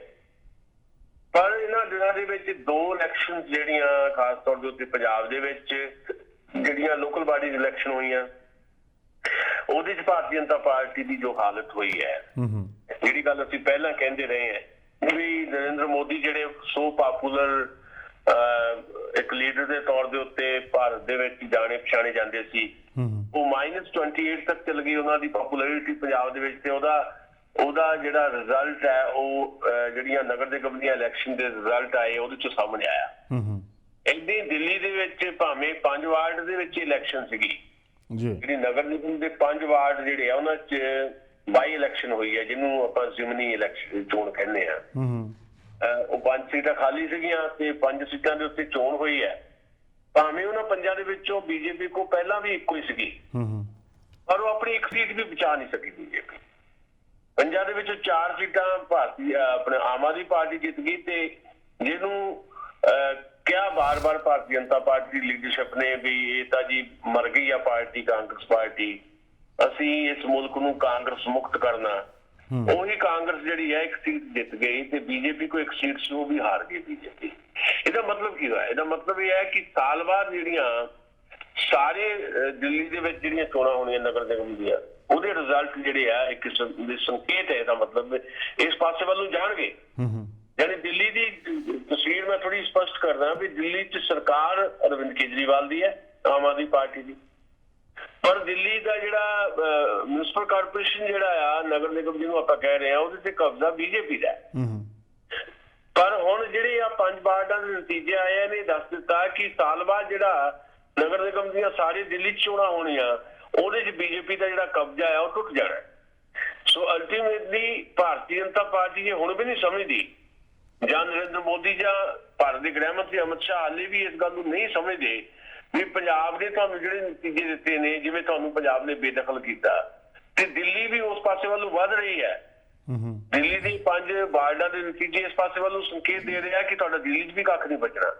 ਤੇ ਫਿਰ ਜਿਹੜੇ 5 ਸੂਬਿਆਂ ਦੀ ਚੋਣਾਂ ਹੈ ਉੱਥੇ ਤੱਕ ਇੱਕ ਗੱਲ ਜਾਣੀ ਹੈ ਤੇ ਤੁਹਾਡਾ ਕੀ ਬਚੇਗਾ। ਇਸ ਕਰਕੇ ਕਿਸਾਨਾਂ ਦੇ ਅੰਦੋਲਨ ਨੂੰ ਪੋਜ਼ਿਟਿਵਲੀ ਲੈਣ ਦੀ ਜ਼ਰੂਰਤ ਹੈ। ਉਹਨਾਂ ਦੀਆਂ ਮੰਗਾਂ ਜਿਹੜੀਆਂ ਉਹਨੂੰ ਧਿਆਨ ਨਾਲ ਉੱਥੇ ਡਾਇਲੋਗ ਕਰਕੇ ਉਹਨੂੰ ਮੰਨਣ ਦੀ ਜ਼ਰੂਰਤ ਹੈ। ਸਰਕਾਰਾਂ ਜਿਹੜੀਆਂ ਚੰਗੀਆਂ ਉਹੀ ਹੁੰਦੀਆਂ ਜਿਹੜੀਆਂ ਇੱਕ ਕਦਮ ਪਿੱਛੇ ਖਿੱਚ ਲੈਂਦੀਆਂ ਫਿਰ 2 ਕਦਮ ਅੱਗੇ ਜਾਂਦੀਆਂ। ਜਿਹੜੀ ਸਰਕਾਰ ਆਪਣੀ ਗਲਤੀ ਕੀਤੀ ਹੋਈ ਜਿਹੜੀ ਮੰਨ ਲਵੇ, ਉਹ ਸਰਕਾਰ ਦੀ ਇੱਜ਼ਤ ਹੋਰ ਵੱਧ ਜਾਇਆ ਕਰਦੀ ਹੈ। ਜਿਹੜੀ ਸਰਕਾਰ ਗਲਤੀ ਕਰਨ ਤੋਂ ਬਾਅਦ ਮੈਂ ਨਾ ਮੰਨੂ ਵਾਲੀ ਜ਼ਿੱਦ ਤੇ ਅੜ ਜਾਵੇ ਤਾਂ ਫਿਰ ਉਹ ਸਰਕਾਰ ਨੂੰ ਬਹੁਤ ਵੱਡੇ ਨੁਕਸਾਨ ਬਰਦਾਸ਼ਤ ਕਰਨੇ ਪੈਂਦੇ ਆ। ਇਹ ਇਤਿਹਾਸ ਦੱਸਦਾ ਹੈ। ਕੋਈ ਨਹੀਂ ਰਿਹਾ ਇੱਥੇ, ਕੋਈ ਨਹੀਂ ਰਿਹਾ। ਜਿਹਨੇ ਐਮਰਜੈਂਸੀ ਲਾਈ ਸੀ ਨਾ ਸ਼੍ਰੀਮਤੀ ਇੰਦਰਾ ਗਾਂਧੀ ਦੀ, ਉਹ ਵੀ ਨਹੀਂ ਆ ਹੁਣ ਇੱਥੇ। ਜਾਂ ਵੱਡੇ ਤੋਂ ਵੱਡੇ ਤਾਨਾਸ਼ਾਹ ਇੱਥੇ ਨਹੀਂ ਹੈ। ਵੱਡੇ ਤੋਂ ਵੱਡੇ ਸਿਆਸੀ ਲੀਡਰ ਜਿਹੜੇ ਆ ਉਹਨਾਂ ਦਾ ਇੱਕ ਸਮਾਂ ਹੁੰਦਾ, ਇੱਕ ਸਮਾਂ ਲੰਘ ਜਾਂਦਾ ਤੇ ਨਰਿੰਦਰ ਮੋਦੀ ਜਾਂ ਅਮਿਤ ਸ਼ਾਹ ਦੀ ਸਰਕਾਰ ਨੇ ਵੀ ਨਹੀਂ ਰਹਿਣਾ, ਚਾਹੇ 2 ਸਾਲ 4 ਸਾਲ 5 ਸਾਲ ਹੋਰ ਲਾ ਲਓ। ਪਰ ਜੇ ਕੋਈ ਚੰਗੇ ਕੰਮ ਕੀਤੇ ਹੋਣਗੇ ਤਾਂ ਲੋਕ ਯਾਦ ਕਰਨਗੇ, ਨਹੀਂ ਤਾਂ ਫਿਰ ਲੋਕ ਜਿਹੜੇ ਆ ਇਤਿਹਾਸ ਦੇ ਵਿੱਚ ਇੱਕ ਵਿਲਨ ਦੇ ਤੌਰ ਤੇ ਤੁਹਾਨੂੰ ਦਰਜ ਕਰ ਦੇਣਗੇ, ਜਿਵੇਂ ਹਿਟਲਰ ਨੂੰ ਕੀਤਾ ਗਿਆ, ਜਿਵੇਂ ਮੂਸੋਲਿਨੀ ਨੂੰ ਕੀਤਾ ਗਿਆ। ਇਸ ਕਰਕੇ ਹੁਣ ਇਹ ਸਮਝ ਲੈਣਾ ਚਾਹੀਦਾ ਹੈ ਸਰਕਾਰ ਨੂੰ ਵੀ ਜੇ ਤਾਂ ਇਤਿਹਾਸ ਦੇ ਵਿੱਚ ਇੱਕ ਖਲਨਾਇਕ ਦੇ ਤੌਰ ਤੇ ਦਰਜ ਹੋਣਾ, ਫਿਰ ਜੋ ਕਰ ਰਿਹਾ ਕਰੀ ਜਾਣ। ਲੋਕਾਂ ਨੇ ਆਪੇ ਹੀ ਆਪਣੀ ਵੋਟ ਦੀ ਤਾਕਤ ਦੇ ਨਾਲ ਉਹਨਾਂ ਨੂੰ ਇਹ ਦੱਸ ਦੇਣਾ ਵੀ ਲੋਕ ਕੀ ਸੋਚਦੇ ਆ ਉਹਨਾਂ ਬਾਰੇ। ਪਰ ਜੇ ਉਹ ਸਮਝਦੇ ਆ ਕਿ ਉਹ ਥੋੜੀ ਦੇਰ ਹੋਰ ਰਹਿਣਾ ਚਾਹੁੰਦੇ ਨੇ ਇਸ ਮੁਲਕ ਦੇ ਵਿੱਚ, ਆਪਣੀ ਰਾਜਨੀਤੀ ਜਿਹੜੀ ਹੈ ਕਾਇਮ ਦਾਇਮ ਰੱਖਣਾ ਚਾਹੁੰਦੇ ਆ, ਤਾਂ ਉਹਨਾਂ ਨੂੰ ਇੱਕ ਸਟੈਪ ਡਾਊਨ ਹੋਣਾ ਚਾਹੀਦਾ ਹੈ। ਇੱਕ ਸਟੈਪ ਡਾਊਨ ਹੋਣਾ ਕੋਈ ਕਮਜ਼ੋਰੀ ਨਹੀਂ ਹੁੰਦੀ, ਸਗੋਂ ਸਿਆਣਪ ਹੁੰਦੀ ਹੈ। ਸਿਆਣਪ ਕਰਦੇ ਆ ਜਾਂ ਫਿਰ ਉਹ ਆਪਣੀ ਇੱਕ ਹੌਂ ਦੇ ਵਿੱਚ ਹਉਮੈ ਚ ਰਹਿੰਦੇ ਆ, ਇਹ ਹੁਣ ਉਹਨਾਂ ਤੇ ਡਿਪੈਂਡ ਕਰਦਾ ਜੀ। ਸਾਡੇ ਨਾਲ ਤੁਸੀਂ ਕੋਈ ਵੀ ਸਾਂਝ ਪਾਉਣੀ ਚਾਹੁੰਦੇ ਹੋ 9054584444 905 452 44 9054584444 ਤੇ ਤੁਹਾਡੀ ਕਾਲ ਆ ਸਕਦੀ ਹੈ। ਨਿਸ਼ਾਨ ਸਾਹਿਬ, ਹੁਣ ਕੈਪਟਨ ਸਾਹਿਬ ਨੇ ਲੈ ਆਂਦਾ ਪੀਕੇ, ਅਗਲੇ ਸਾਲ ਵਿਧਾਨ ਸਭਾ ਦੀਆਂ ਚੋਣਾਂ ਨੇ ਤੇ ਪੀਕੇ ਦਾ ਕੀ ਅਸਰ ਪਏਗਾ? ਲੱਗਦਾ ਤਾਂ ਹੈ ਵੀ ਜੇ ਜੋ ਹਾਲਾਤ ਨੇ ਕਿਤੇ ਅਗਲੀ ਸਰਕਾਰ ਪੰਜਾਬ ਦੇ ਵਿੱਚ ਫਿਰ ਅਕਾਲੀਆਂ ਦੀ ਨਾ ਆ ਜਾਏ, ਕੀ ਪੀਕੇ ਫਿਰ ਕਾਂਗਰਸ ਨੂੰ ਜਿਤਾ ਸਕਦਾ ਦੁਬਾਰਾ? ਪਤਾ ਨਹੀਂ ਹੈ ਪ੍ਰਸ਼ਾਂਤ ਕਿਸ਼ੋਰ ਤੇ ਕਿਉਂ ਨਿਰਭਰ ਕਰ ਰਹੇ ਨੇ ਕੈਪਟਨ ਅਮਰਿੰਦਰ ਸਿੰਘ। ਮੈਂ 2 ਗੱਲਾਂ ਇਹਦੇ ਵਿੱਚ ਤੁਹਾਨੂੰ ਦੱਸਦਾ ਕਿ ਨੰਬਰ 1 ਤਾਂ ਵੀ 4 ਸਾਲ ਹੋ ਗਏ ਪੰਜਾਬ ਦੇ ਵਿੱਚ ਕੈਪਟਨ ਅਮਰਿੰਦਰ ਦੀ ਸਰਕਾਰ ਨੂੰ। ਜੀ, ਕੋਈ ਵੀ ਇੱਕ ਦਾ ਕੰਮ ਨਹੀਂ ਹੈ ਕੈਪਟਨ ਅਮਰਿੰਦਰ ਦੀ ਸਰਕਾਰ ਦਾ ਜਿਹਦੇ ਨਾਂ ਤੇ ਉਹ ਪੰਜਾਬ ਦੇ ਲੋਕਾਂ ਨੂੰ ਕਹਿਣ ਕਿ ਮੈਨੂੰ ਵੋਟ ਕਰੋ ਵੀ ਅਸੀਂ ਤੁਹਾਡੇ ਲਈ ਆ ਕੀਤਾ ਜੀ, ਕੁਝ ਵੀ ਨਹੀਂ ਕੀਤਾ 4 ਸਾਲਾਂ 'ਚ। ਪਰ ਉਹਦੇ ਬਾਵਜੂਦ ਕਿਉਂਕਿ ਓਪੋਜੀਸ਼ਨ ਹੈ ਨਹੀਂ, ਆਮ ਆਦਮੀ ਪਾਰਟੀ ਦੀ ਕਾਰਗੁਜ਼ਾਰੀ ਤੇ ਸ਼੍ਰੋਮਣੀ ਅਕਾਲੀ ਦਲ ਦੀ ਕਾਰਗੁਜ਼ਾਰੀ ਤੇ ਬੀਜੇਪੀ ਦੀ ਕਾਰਗੁਜ਼ਾਰੀ ਤੁਸੀਂ ਦੇਖ ਲਈ ਹੈ ਨਗਰ ਨਿਗਮ ਦੀਆਂ ਚੋਣਾਂ ਦੇ ਵਿੱਚ। ਕਾਂਗਰਸ ਬਿਨਾਂ ਕੁਝ ਕੀਤਾ ਸਵੀਪ ਕਰ ਗਈ। ਵੱਖਰੀ ਗੱਲ ਹੈ ਕਿ ਜਿਹਦੇ ਕੋਲ ਹਕੂਮਤ ਹੁੰਦੀ ਆ ਨਗਰ ਨਿਗਮ ਦੀਆਂ ਚੋਣਾਂ ਦੇ ਵਿੱਚ ਅਕਸਰ ਜਿਹੜੀਆਂ ਲੋਕਲ ਬਾਡੀ ਇਲੈਕਸ਼ਨ ਦੇ ਵਿੱਚ ਉਹ ਜਿੱਤ ਜਾਇਆ ਕਰਦੇ ਆ। ਪਰ ਜਿਸ ਤਰੀਕੇ ਦੇ ਨਾਲ ਕਾਂਗਰਸ ਜਿੱਤੀ ਹੈ, ਜਿਵੇਂ ਸਵੀਪ ਕੀਤਾ ਕਾਂਗਰਸ ਨੇ, ਜਿਵੇਂ ਭਾਰਤੀ ਜਨਤਾ ਪਾਰਟੀ ਤੇ ਸ਼੍ਰੋਮਣੀ ਅਕਾਲੀ ਦਲ ਦੀ ਹਾਲਤ ਪੱਤੀ ਹੋਈ ਤੇ ਆਮ ਆਦਮੀ ਪਾਰਟੀ ਜਿਹੜੀ ਹੈ ਜਿਹੜੀ ਵਿਰੋਧੀ ਧਿਰ ਹੈ, ਪ੍ਰਮੁੱਖ ਵਿਰੋਧੀ ਧਿਰ ਹੈ ਪੰਜਾਬ ਚੋਂ, ਜਿਵੇਂ ਤੀਜੇ ਨੰਬਰ ਤੇ ਚਲ ਗਈ, ਚੌਥੇ ਨੰਬਰ ਤੇ ਉਹਦੇ ਤੋਂ ਲੱਗਦਾ ਹੈ ਕਿ ਜਿਹੜੀਆਂ ਅਸੈਂਬਲੀ ਇਲੈਕਸ਼ਨ ਹੈ ਉਹ ਵੀ ਕੈਪਟਨ ਅਮਰਿੰਦਰ ਆਰਾਮ ਨਾਲ ਜਿੱਤ ਜਾਣਗੇ ਬਿਨਾਂ ਕੁਝ ਕੀਤੇ। ਫਿਰ ਵੀ ਉਹਨਾਂ ਨੂੰ ਕਿਉਂ ਲੋੜ ਮਹਿਸੂਸ ਹੋਈ ਪ੍ਰਸ਼ਾਂਤ ਕਿਸ਼ੋਰ ਦੀ ਲੋੜ? ਇਹਦਾ ਮਤਲਬ ਇਸ ਕਰਕੇ ਮਹਿਸੂਸ ਹੋਈ ਕਿ ਉਹਨਾਂ ਨੂੰ ਆਪਣੇ ਆਪ ਤੇ ਯਕੀਨ ਨਹੀਂ ਹੈ। ਜਿਹੜੇ ਬੰਦੇ ਨੂੰ ਆਪਣੇ ਆਪ ਤੇ, ਮਤਲਬ ਇਹ ਨਵਾਂ ਟ੍ਰੈਂਡ ਸ਼ੁਰੂ ਹੋਇਆ ਨਾ ਭਾਰਤ ਦੇ ਵਿੱਚ 2014 ਤੋਂ, ਜਦੋਂ ਜਾਂ ਉਸ ਤੋਂ ਪਹਿਲਾਂ ਗੁਜਰਾਤ ਦੇ ਵਿੱਚ ਜਦੋਂ ਨਰਿੰਦਰ ਮੋਦੀ ਜਿਹੜੇ ਲਗਾਤਾਰ ਜਿੱਤੇ ਸੀ 4-5ਵੀਂ ਵਾਰ, ਉਦੋਂ ਪ੍ਰਸ਼ਾਂਤ ਕਿਸ਼ੋਰ ਨੂੰ ਐਜ਼ ਏ ਇਲੈਕਸ਼ਨ ਮੈਨੇਜਰ ਲਿਆਂਦਾ ਗਿਆ। ਫਿਰ 2014 ਦੇ ਵਿੱਚ ਜਦੋਂ ਪ੍ਰਧਾਨ ਮੰਤਰੀ ਨਰਿੰਦਰ ਮੋਦੀ ਪਹਿਲੀ ਵਾਰ ਪ੍ਰਧਾਨ ਮੰਤਰੀ ਬਣਦੇ ਆ ਤੇ ਉਹਨਾਂ ਦੀ ਇਲੈਕਸ਼ਨ ਕੰਪੇਨ ਸਾਰੀ ਪ੍ਰਸ਼ਾਂਤ ਕਿਸ਼ੋਰ ਨੇ ਜਿਹੜੀ ਡਿਜ਼ਾਈਨ ਕੀਤੀ। ਉਸ ਤੋਂ ਬਾਅਦ ਕਈ ਇਲੈਕਸ਼ਨਸ ਉਹਨੇ ਡਿਜ਼ਾਈਨ ਕੀਤੀਆਂ, ਕਿਸੇ ਇੱਕ ਪਾਰਟੀ ਦੀਆਂ ਥੋੜ੍ਹਾ ਕੀਤੀਆਂ। ਫਿਰ ਬਾਅਦ ਵਿੱਚ ਉਹ ਪੰਜਾਬ ਦੇ ਵਿੱਚ ਜਿਹੜੀ ਪਿਛਲੀ ਸਰਕਾਰ ਹੈ ਕੈਪਟਨ ਅਮਰਿੰਦਰ ਦੀ, ਉਹ ਵੀ ਬਣਾਉਣ ਦੇ ਵਿੱਚ ਪ੍ਰਸ਼ਾਂਤ ਕਿਸ਼ੋਰ ਦਾ ਬਹੁਤ ਵੱਡਾ ਹੱਥ ਰਿਹਾ। 600 ਕਰੋੜ ਸੌਦਾ ਹੋਇਆ ਸੀ ਉਦੋਂ, 600 ਕਰੋੜ ਦਿੱਤਾ ਸੀ। ਉਹ ਇਲੈਕਸ਼ਨ ਮੈਨੇਜਰ ਹੈ, ਉਹ ਕੋਈ ਸਿਆਸੀ ਲੀਡਰ ਤਾਂ ਹੈ ਨਹੀਂ। ਪਰ ਜਿੱਦਾਂ ਬਿਹਾਰ ਦੇ ਵਿੱਚ ਉਹਨੇ ਨਿਤੀਸ਼ ਕੁਮਾਰ ਤੇ ਲਾਲੂ ਪ੍ਰਸਾਦ ਨੂੰ ਵੀ ਜਿਤਾਇਆ, ਬਾਅਦ ਚ ਨਿਤੀਸ਼ ਕੁਮਾਰ ਜਿਹੜੇ ਆ ਉਹ ਕਹਿ ਲਓ ਵੀ ਲਾਲੂ ਪ੍ਰਸਾਦ ਦਾ ਸਾਥ ਛੱਡ ਕੇ ਫਿਰ ਐਨਡੀਏ ਚੱਲ ਗਏ, ਵੱਖਰੀ ਗੱਲ ਹੈ। ਤੇ ਫਿਰ ਨਾਲ ਦੀ ਨਾਲ ਪ੍ਰਸ਼ਾਂਤ ਕਿਸ਼ੋਰ ਨੇ ਉਹਨਾਂ ਦਾ ਸਾਥ ਵੀ ਛੱਡਤਾ। ਹੁਣ ਤਾਮਿਲਨਾਡੂ ਦੇ ਵਿੱਚ ਵੀ ਡੀਐਮਕੇ ਲਈ ਕੰਮ ਕਰ ਰਹੇ ਪ੍ਰਸ਼ਾਂਤ ਕਿਸ਼ੋਰ, ਬੰਗਾਲ ਦੇ ਵਿੱਚ ਉਹ ਬੀਬੀ ਮਮਤਾ ਬੈਨਰਜੀ ਲਈ ਕੰਮ ਕਰ ਰਹੇ ਆ, ਤੇ ਪੰਜਾਬ 'ਚ ਕੈਪਟਨ ਅਮਰਿੰਦਰ ਨੇ ਉਹਨਾਂ ਨੂੰ ਆਪਣਾ ਚੀਫ ਐਡਵਾਈਜ਼ਰ ਲਾ ਲਿਆ, ਪ੍ਰਿੰਸੀਪਲ ਐਡਵਾਈਜ਼ਰ ਲਾ ਲਿਆ, ਤੇ ਨਾਲ ਉਹਨੂੰ ਕੈਬਨਿਟ ਮੰਤਰੀ ਦਾ ਦਰਜਾ ਦੇ ਦਿੱਤਾ। ਤੇ ਨਾਲ ਕਹੀ ਜਾਂਦੇ ਆ ਕਿ ਉਹਨੂੰ 0 ਸੈਲਰੀ ਹੈ, 1 ਰੁਪਈਆ ਤਨਖਾਹ ਹੈ, 1 ਰੁਪਈਆ ਤਨਖਾਹ। ਮਤਲਬ ਲੋਕਾਂ ਨੂੰ ਮੂਰਖ ਬਣਾਉਣ ਦੀ ਸਿਆਸਤ ਹੈ। ਪਹਿਲੀ ਗੱਲ ਤਾਂ ਤੁਹਾਡੀ ਆਪਣੀ ਸਿਆਸਤ ਫੇਲ ਹੈ। ਇਹਦਾ ਮਤਲਬ ਤੁਸੀਂ 4 ਸਾਲ 'ਚ ਏਦਾਂ ਦਾ ਕੁਝ ਨਹੀਂ ਕੀਤਾ ਜਿਹਦੇ ਨਾਲ ਤੁਸੀਂ ਵੋਟਾਂ ਮੰਗ ਸਕੋ। ਤੁਹਾਨੂੰ ਇੱਕ ਇਲੈਕਸ਼ਨ ਮੈਨੇਜਰ ਦੀ ਜ਼ਰੂਰਤ ਫੀਲ ਹੋ ਰਹੀ ਹੈ। ਦੂਜੀ ਗੱਲ, ਲੋਕਾਂ ਨੂੰ ਮੂਰਖ ਬਣਾ ਰਹੇ ਹੋ ਵੀ 1 ਰੁਪਏ ਦੀ ਸੈਲਰੀ ਤੇ ਹੈ। ਜਿਹਨੂੰ ਤੁਸੀਂ 600 ਕਰੋੜ ਰੁਪਇਆ ਦੇ ਕੇ ਪਿਛਲੀ ਇਲੈਕਸ਼ਨ ਦੇ ਵਿੱਚ ਲੈ ਕੇ ਆਏ ਸੀ, ਉਹਨੂੰ 1 ਰੁਪਏ ਦੀ ਸੈਲਰੀ ਤੇ ਕਿੱਦਾਂ ਲਿਆਉਂਗੇ ਤੁਸੀਂ? ਇਹਦਾ ਮਤਲਬ ਲੋਕਾਂ ਦਾ ਪੈਸਾ, ਉਹਨੂੰ ਕੈਬਨਿਟ ਦਾ ਦਰਜਾ, ਚੋਣ ਲੜਨੀ ਹੈ ਕਾਂਗਰਸ ਨੇ, ਸਰਕਾਰ ਨੇ ਥੋੜਾ ਲੜਨੀ ਹੈ। ਸਰਕਾਰ ਕੋਲ ਪਾਰਟੀ ਥੋੜਾ ਹੁੰਦੀ ਹੈ। ਜਦੋਂ ਸਰਕਾਰ 'ਚ ਤੁਸੀਂ ਆ ਜਾਂਦੇ ਹੋ, ਤੁਸੀਂ ਪਾਰਟੀ ਨਹੀਂ ਰਹਿੰਦੇ, ਸਰਕਾਰ ਸਾਰਿਆਂ ਦੀ ਹੋ ਜਾਂਦੀ ਹੈ।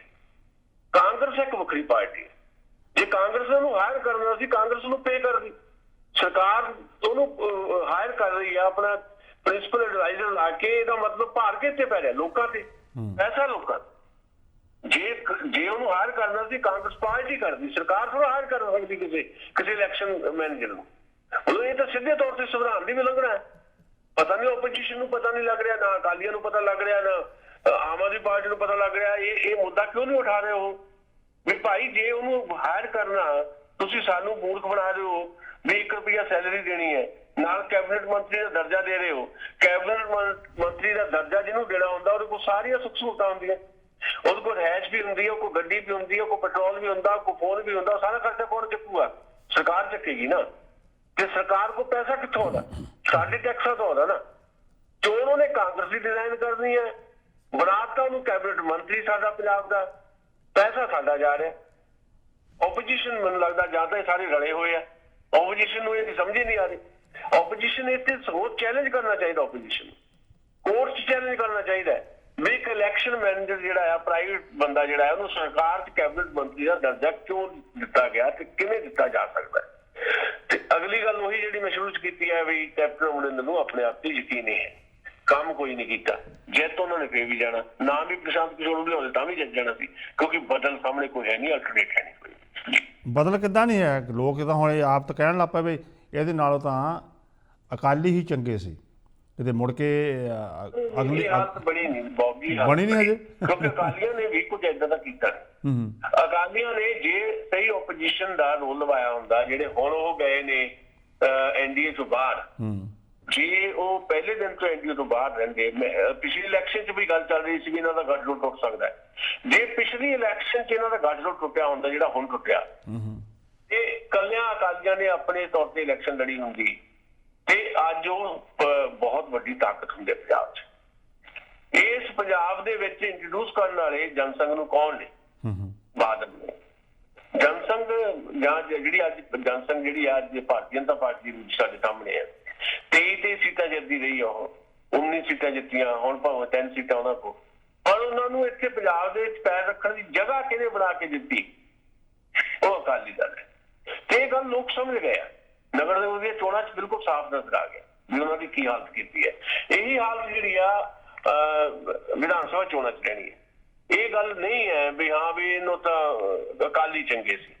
ਅਕਾਲੀਆਂ ਨੇ ਬਹੁਤ ਵੱਡੇ ਪੱਧਰ ਦੇ ਉੱਤੇ ਉਹ ਸਾਰੇ ਕੰਮ ਕੀਤੇ ਜਿਹੜੇ ਹਾਲੇ ਵੀ ਜਿਹੜੇ ਲੋਕਾਂ ਨੂੰ ਯਾਦ ਉਹ ਹਾਲੇ ਭੁੱਲੇ ਨਹੀਂ ਹੈ।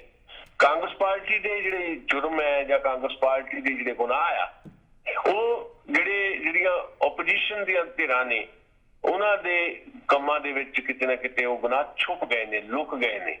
ਉਹ ਉਹਨਾਂ ਨੂੰ ਉਜਾਗਰ ਨਹੀਂ ਕਰ ਸਕੇ ਕਿਉਂਕਿ ਉਹਨਾਂ ਦੇ ਆਪਣੇ ਗੁਨਾਹ ਬੜੇ ਵੱਡੇ ਆ। ਤੇ ਆਮ ਆਦਮੀ ਪਾਰਟੀ ਦੇ ਕਿਉਂਕਿ ਸਹੀ ਤਰੀਕੇ ਦੇ ਨਾਲ ਪੰਜਾਬ ਦੀ ਜਿਹੜੀ ਮਾਨਸਿਕਤਾ ਹੈ ਉਹਨੂੰ ਸਮਝ ਕੇ ਆਪਣੇ ਆਪ ਨੂੰ ਡਿਵੈਲਪ ਕਰਨ ਦੀ ਜਿਹੜੀ ਕੋਸ਼ਿਸ਼ ਕਰਨੀ ਚਾਹੀਦੀ ਸੀ, ਪੰਜਾਬ ਤੋਂ ਨਹੀਂ ਕੀਤੀ। ਇਸ ਕਰਕੇ ਆਮ ਆਦਮੀ ਪਾਰਟੀ ਵੀ ਜਿਹੜੀ ਹੈ ਹੁਣ ਉਸ ਅਖਤਿਆਰ 'ਚ ਨਹੀਂ ਹੈ ਕਿ ਉਹ ਪਿਛਲੇ ਵਿਧਾਨ ਸਭਾ ਚੋਣਾਂ ਵਾਲਾ ਜਿਹੜਾ ਇੱਕ ਰੋਲ ਜਿਹੜਾ ਉਹ ਨਿਭਾ ਸਕਣ। ਸੋ ਕਾਂਗਰਸ ਪਾਰਟੀ ਨਾ ਵੀ ਪ੍ਰਸ਼ਾਂਤ ਕਿਸ਼ੋਰ ਨੂੰ ਲੈ ਕੇ ਆਉਂਦੀ, ਮਤਲਬ ਕੈਪਟਨ ਅਮਰਿੰਦਰ, ਤਾਂ ਵੀ ਬੜੀ ਸੌਖੇ ਤਰੀਕੇ ਨਾਲ ਇਹ ਇਲੈਕਸ਼ਨ ਆਉਂਦੀ ਜਿਹੜੀ ਉਹਨਾਂ ਨੇ ਜਿੱਤ ਜਾਣੀ ਸੀ। ਤੇ ਇਹ ਮੈਂ ਇਹ ਨਹੀਂ ਮੈਂ ਕੋਈ ਭਵਿੱਖਬਾਣੀ ਕਰ ਰਿਹਾ, ਹਾਲਾਤ ਏਦਾਂ ਦੇ, ਹਾਲਾਤ ਹੀ ਦੱਸ ਰਹੇ ਆ ਕਿ ਏਦਾਂ ਹੋਣਾ। ਫਿਰ ਪੰਜਾਬ ਦਾ ਭਵਿੱਖ ਕੀ ਹੋਇਆ? ਫਿਰ ਕੀ ਬਣੇਗਾ ਪੰਜਾਬ ਦਾ ਭਵਿੱਖ? ਪੰਜਾਬ ਦਾ ਭਵਿੱਖ ਹੈਗਾ ਜਨਤਕ ਲੜਾਈ 'ਚ। ਕਿਸਾਨਾਂ ਦੀ ਜਿਹੜੀ ਇਹ ਲੜਾਈ ਹੈ ਨਾ ਜੀ, ਇਸ ਲੜਾਈ ਦੇ ਵਿੱਚੋਂ ਇੱਕ ਪੋਲੀਟੀਕਲ ਪਾਰਟੀ ਦਾ ਜਨਮ ਹੋਣ ਦੀ ਸੰਭਾਵਨਾ ਸੀ ਜਿਹੜੀ ਹੁਣ ਖਤਮ ਹੋ ਗਈ ਹੈ ਕਿਉਂਕਿ ਕਾਹਲੀ ਕਰ ਗਏ ਦੀਪ ਸਿੱਧੂ ਵਰਗੇ ਲੋਕ ਜਿਹੜੇ ਆ, ਕਾਹਲੀ ਕਰ ਗਏ ਥੋੜੀ ਜਿਹੀ। ਬਕਾਇਦਾ ਜਿਹੜੀ ਪੋਲੀਟੀਕਲ ਸਪੇਸ ਬਣ ਰਹੀ ਸੀ ਉਹਦੇ 'ਚ ਜਿੱਦਾਂ ਅੰਨਾ ਹਜ਼ਾਰੇ ਦੇ ਅੰਦੋਲਨ ਚੋਂ ਇੱਕ ਪਾਰਟੀ ਨਿਕਲੀ, ਆਮ ਆਦਮੀ ਪਾਰਟੀ, ਅਰਵਿੰਦ ਕੇਜਰੀਵਾਲ ਇੱਕ ਲੀਡਰ ਦੇ ਤੌਰ ਤੇ ਉੱਭਰਿਆ, ਏਦਾਂ ਹੀ ਕਿਸਾਨ ਅੰਦੋਲਨ 'ਚੋਂ ਇੱਕ ਪਾਰਟੀ ਨੇ ਨਿਕਲਣਾ ਸੀ। ਉਹਦੇ ਦੀਪ ਸਿੱਧੂ ਨੇ ਅੱਗੇ ਲੱਗਣਾ ਸੀ ਤੇ ਬਕਾਇਦਾ ਕੁਝ ਹੋਰ ਤਾਕਤਾਂ ਜਿਹੜੀਆਂ ਟੁੱਟ ਚੁੱਕੀਆਂ, ਇੱਧਰੋਂ ਉੱਧਰੋਂ ਸੁਖਪਾਲ ਖਹਿਰਾ ਹੋ ਗਏ ਜਾਂ ਇੱਧਰਲੇ ਉੱਧਰਲੇ ਕੁਝ ਹੋਰ ਲੋਕ ਜਿਹੜੇ ਆਮ ਆਦਮੀ ਪਾਰਟੀ ਦੇ ਵਿੱਚੋਂ ਵੀ ਬਾਹਰ ਆ ਗਏ ਸੀ, ਜਿਹੜੇ ਲੋਕ ਉਹਨਾਂ ਸਾਰਿਆਂ ਨੇ ਇਕੱਠੇ ਹੋ ਕੇ ਇੱਕ ਨਵੀਂ ਪਾਰਟੀ ਬਣਾਉਣੀ ਸੀ। ਇਹਦਾ ਪਲਾਨ ਇਹੀ ਸੀ, ਮੈਂ ਨਹੀਂ ਕਹਿੰਦਾ ਸੁਪਨਾ ਸੀ, ਉਹ ਪਲਾਨ ਸੀ। ਉਹ ਪਲਾਨ ਹੋ ਗਿਆ ਫੇਲ 26 ਜਨਵਰੀ ਦੀ ਘਟਨਾ ਕਰਕੇ। ਇਸ ਕਰਕੇ ਹੁਣ ਇੱਕ ਪੋਲੀਟੀਕਲ ਸਪੇਸ ਫੇਰ ਬਣੀ ਹੋਈ ਹੈ। ਉਸ ਪੋਲੀਟੀਕਲ ਸਪੇਸ ਨੂੰ ਕੌਣ ਭਰਦਾ? ਹਾਲ ਫਿਲਹਾਲ ਕਿਉਂਕਿ ਬਹੁਤ ਨੇੜੇ ਆ ਗਈ ਇਲੈਕਸ਼ਨ, ਇਸ ਕਰਕੇ ਬਹੁਤ ਇੰਨਾ ਸਮਾਂ ਨਹੀਂ ਹੈ ਕਿ ਕੋਈ ਅਚਾਨਕ ਕੋਈ ਪਾਰਟੀ ਉੱਭਰੇ ਤੇ 1 ਸਾਲ ਦੇ ਵਿੱਚ ਆਪਣੇ ਆਪ ਨੂੰ ਸਟੈਬਲਿਸ਼ ਕਰ ਲੈ। ਹੋਣੀ ਸੀ ਉਹ ਲਾਜ਼ਮੀ ਤੌਰ ਤੇ ਸਟੈਬਲਿਸ਼। 26 ਜਨਵਰੀ ਦੀ ਘਟਨਾ ਨੇ ਚੀਜ਼ਾਂ ਬਦਲ ਦਿੱਤੀਆਂ। ਇਸ ਕਰਕੇ ਪੰਜਾਬ ਦੇ ਲੋਕਾਂ ਦਾ ਭਵਿੱਖ ਆਉਣ ਵਾਲੇ ਸਮੇਂ ਦੇ ਵਿੱਚ ਜਨਤਕ ਅੰਦੋਲਨਾਂ 'ਚ ਪਿਆ, ਜਿਹੜੇ ਸੜਕਾਂ ਤੇ ਅੰਦੋਲਨ ਲੜੇ ਜਾਣੇ ਆ। ਪੰਜਾਬ ਦੇ ਲੋਕਾਂ ਦਾ ਭਵਿੱਖ ਹੁਣ ਪਾਰਲੀਮਾਨੀ ਜਿਹੜੇ ਤਰੀਕੇ ਹੈ ਅਸੈਂਬਲੀ ਦੇ ਵਿੱਚ ਜਾਂ ਪਾਰਲੀਮੈਂਟ ਦੇ ਵਿੱਚ ਜੋ ਕੁਝ ਹੁੰਦਾ ਉਹਦੇ 'ਚ ਪੰਜਾਬ ਦੇ ਲੋਕਾਂ ਦਾ ਭਵਿੱਖ ਨਹੀਂ ਹੈ। ਪੰਜਾਬ ਦੇ ਲੋਕਾਂ ਦਾ ਭਵਿੱਖ ਇਹਨਾਂ ਇਲੈਕਸ਼ਨਸ ਤੋਂ ਬਾਅਦ ਬਣਨਾ ਹੈ, ਜਦੋਂ ਇਹ ਜਿਹੜਾ ਕਿਸਾਨ ਅੰਦੋਲਨ ਹੈ ਇਹ ਜਿੱਤਣ ਤੋਂ ਬਾਅਦ ਚਾਹੇ ਨਾ ਵੀ ਜਿੱਤੇ, ਜਦੋਂ ਇਸ ਅੰਦੋਲਨ ਦੇ ਵਿੱਚੋਂ ਕੁਝ ਹੋਰ ਅੰਦੋਲਨ ਜਿਹੜੇ ਡਿਜ਼ਾਈਨ ਹੋਣੇ ਆ, ਇਕੱਲੇ ਪੰਜਾਬ 'ਚ ਨਹੀਂ ਦੇਸ਼ ਭਰ 'ਚ ਹੋਣੇ ਆ। ਨਹੀਂ ਬਣੇਗਾ ਕਿੱਦਾਂ? ਨਹੀਂ ਦੀਪ ਸਿੱਧੂ ਤੁਸੀਂ ਬਹੁਤ ਛੇਤੀ ਦੇਖ ਲਿਓ ਕਿ ਕਿਤੇ ਨਾ ਕਿਤੇ ਕੋਈ ਸੀਟ ਖਾਲੀ ਹੋਏਗੀ ਤੇ ਐਮਪੀ ਦੀ ਚੋਣ ਲੜੇਗਾ ਭਾਜਪਾ ਤੋਂ, ਤੇ ਆਪਣਾ ਲੱਖਾ ਸਿਧਾਣਾ ਕਾਂਗਰਸ ਦੀ ਸੀਟ ਤੋਂ ਕਿਤੇ ਨਾ ਕਿਤੇ ਅਗਲੇ ਸਾਲ ਜਦੋਂ ਚੋਣਾਂ ਹੋਣੀਆਂ ਨੇ ਤੇ ਕੈਪਟਨ ਸਾਹਿਬ ਕਿਤੇ ਨਾ ਕਿਤੇ ਇਲੈਕਸ਼ਨ ਜ਼ਰੂਰ ਲੜਾਉਣਗੇ, ਤਾਂ ਉਹਨਾਂ ਨੂੰ ਤਾਂ ਜੋ ਮਿਲਣਾ ਮਿਲ ਹੀ ਜਾਣਾ। ਉਹਦੇ ਛੋਟੀ ਗੱਲ ਰਹਿ ਗਈ ਨਾ, ਜਿਹੜਾ ਇੱਕ ਵੱਡਾ ਸੀਗਾ ਉਹਨਾਂ ਦਾ ਪਲਾਨ ਵੀ ਇੱਕ ਪੋਲੀਟੀਕਲ ਪਾਰਟੀ ਇਹਦੇ ਚੋਂ ਕੱਢਣੀ ਹੈ। ਇਸ ਅੰਦੋਲਨ ਦੀ ਲੜਾਈ ਲੜੀ ਕਿਸਾਨਾਂ ਨੇ, ਲੜਾਈ ਲੜੀ ਲੱਖਾਂ ਕਿਸਾਨਾਂ ਨੇ ਜਿਹੜੇ ਬਾਰਡਰਸ ਤੇ ਬੈਠੇ। ਇਸ ਅੰਦੋਲਨ ਦੇ ਲਾਭ ਖੱਟਣੇ ਸੀ ਦੀਪ ਸਿੱਧੂ ਦੇ ਪਿੱਛੇ ਲੱਗੇ ਹੋਏ ਜਿਹੜੇ ਕੁਝ ਹੋਰ ਤਾਕਤਾਂ ਨੇ, ਜਿਹੜੇ ਬਹੁਤ ਸਾਰੇ ਵਿਦੇਸ਼ਾਂ 'ਚ ਵੀ ਲੋਕ ਬੈਠੇ ਨੇ ਜਿਹੜੇ ਕੋਈ ਏਦਾਂ ਦਾ ਫਾਰਮੇਸ਼ਨ ਚਾਹੁੰਦੇ ਸੀ ਪੰਜਾਬ ਦੇ ਵਿੱਚ। ਤੇ ਉਹ ਜਿਹੜੀਆਂ ਚੀਜ਼ਾਂ ਜਿਹੜੀਆਂ ਉਹ ਹਾਲ ਫਿਲਹਾਲ ਮਾਈਨਸ ਹੋਈਆਂ। ਸੋ ਕੱਲੀ ਕਹਿਣੀ ਸੀਟ ਦੇ ਉੱਤੇ ਖੜਾ ਹੋਣਾ ਤੇ ਫਿਰ ਹਾਰ ਜਾਣਾ, ਇਹ ਫਿਰ ਉਹ ਸੁਪਨਾ ਪੂਰਾ ਨਹੀਂ ਨਾ ਹੋਇਆ ਜਿਹੜਾ ਸੁਪਨਾ ਲਿਆ ਸੀ। ਅਰਵਿੰਦ ਕੇਜਰੀਵਾਲ ਦੀ ਇੱਕ ਪੂਰੀ ਦੀ ਪੂਰੀ ਉਹ ਨਕਲ ਕਰਕੇ ਸ਼ਾਇਦ ਪੰਜਾਬ 'ਚ ਇੱਕ ਨਵਾਂ ਪੋਲੀਟੀਕਲ ਫਰੰਟ ਬਣਾਉਣ ਦੀ ਜਿਹੜੀ ਯੋਜਨਾ ਸੀ ਉਹ ਫਲਾਪ ਹੋ ਗਈ ਹੈ। ਸੋ ਕੱਲੀ ਕਹਿੰਦੀ ਸੀਟ ਲੜਨੀ ਤੇ ਜਿੱਤ ਵੀ ਜਾਣੀ ਕੋਈ ਬਹੁਤ ਮਿਹਨਤ ਨਹੀਂ ਦਿਖਾਉਂਦੀ।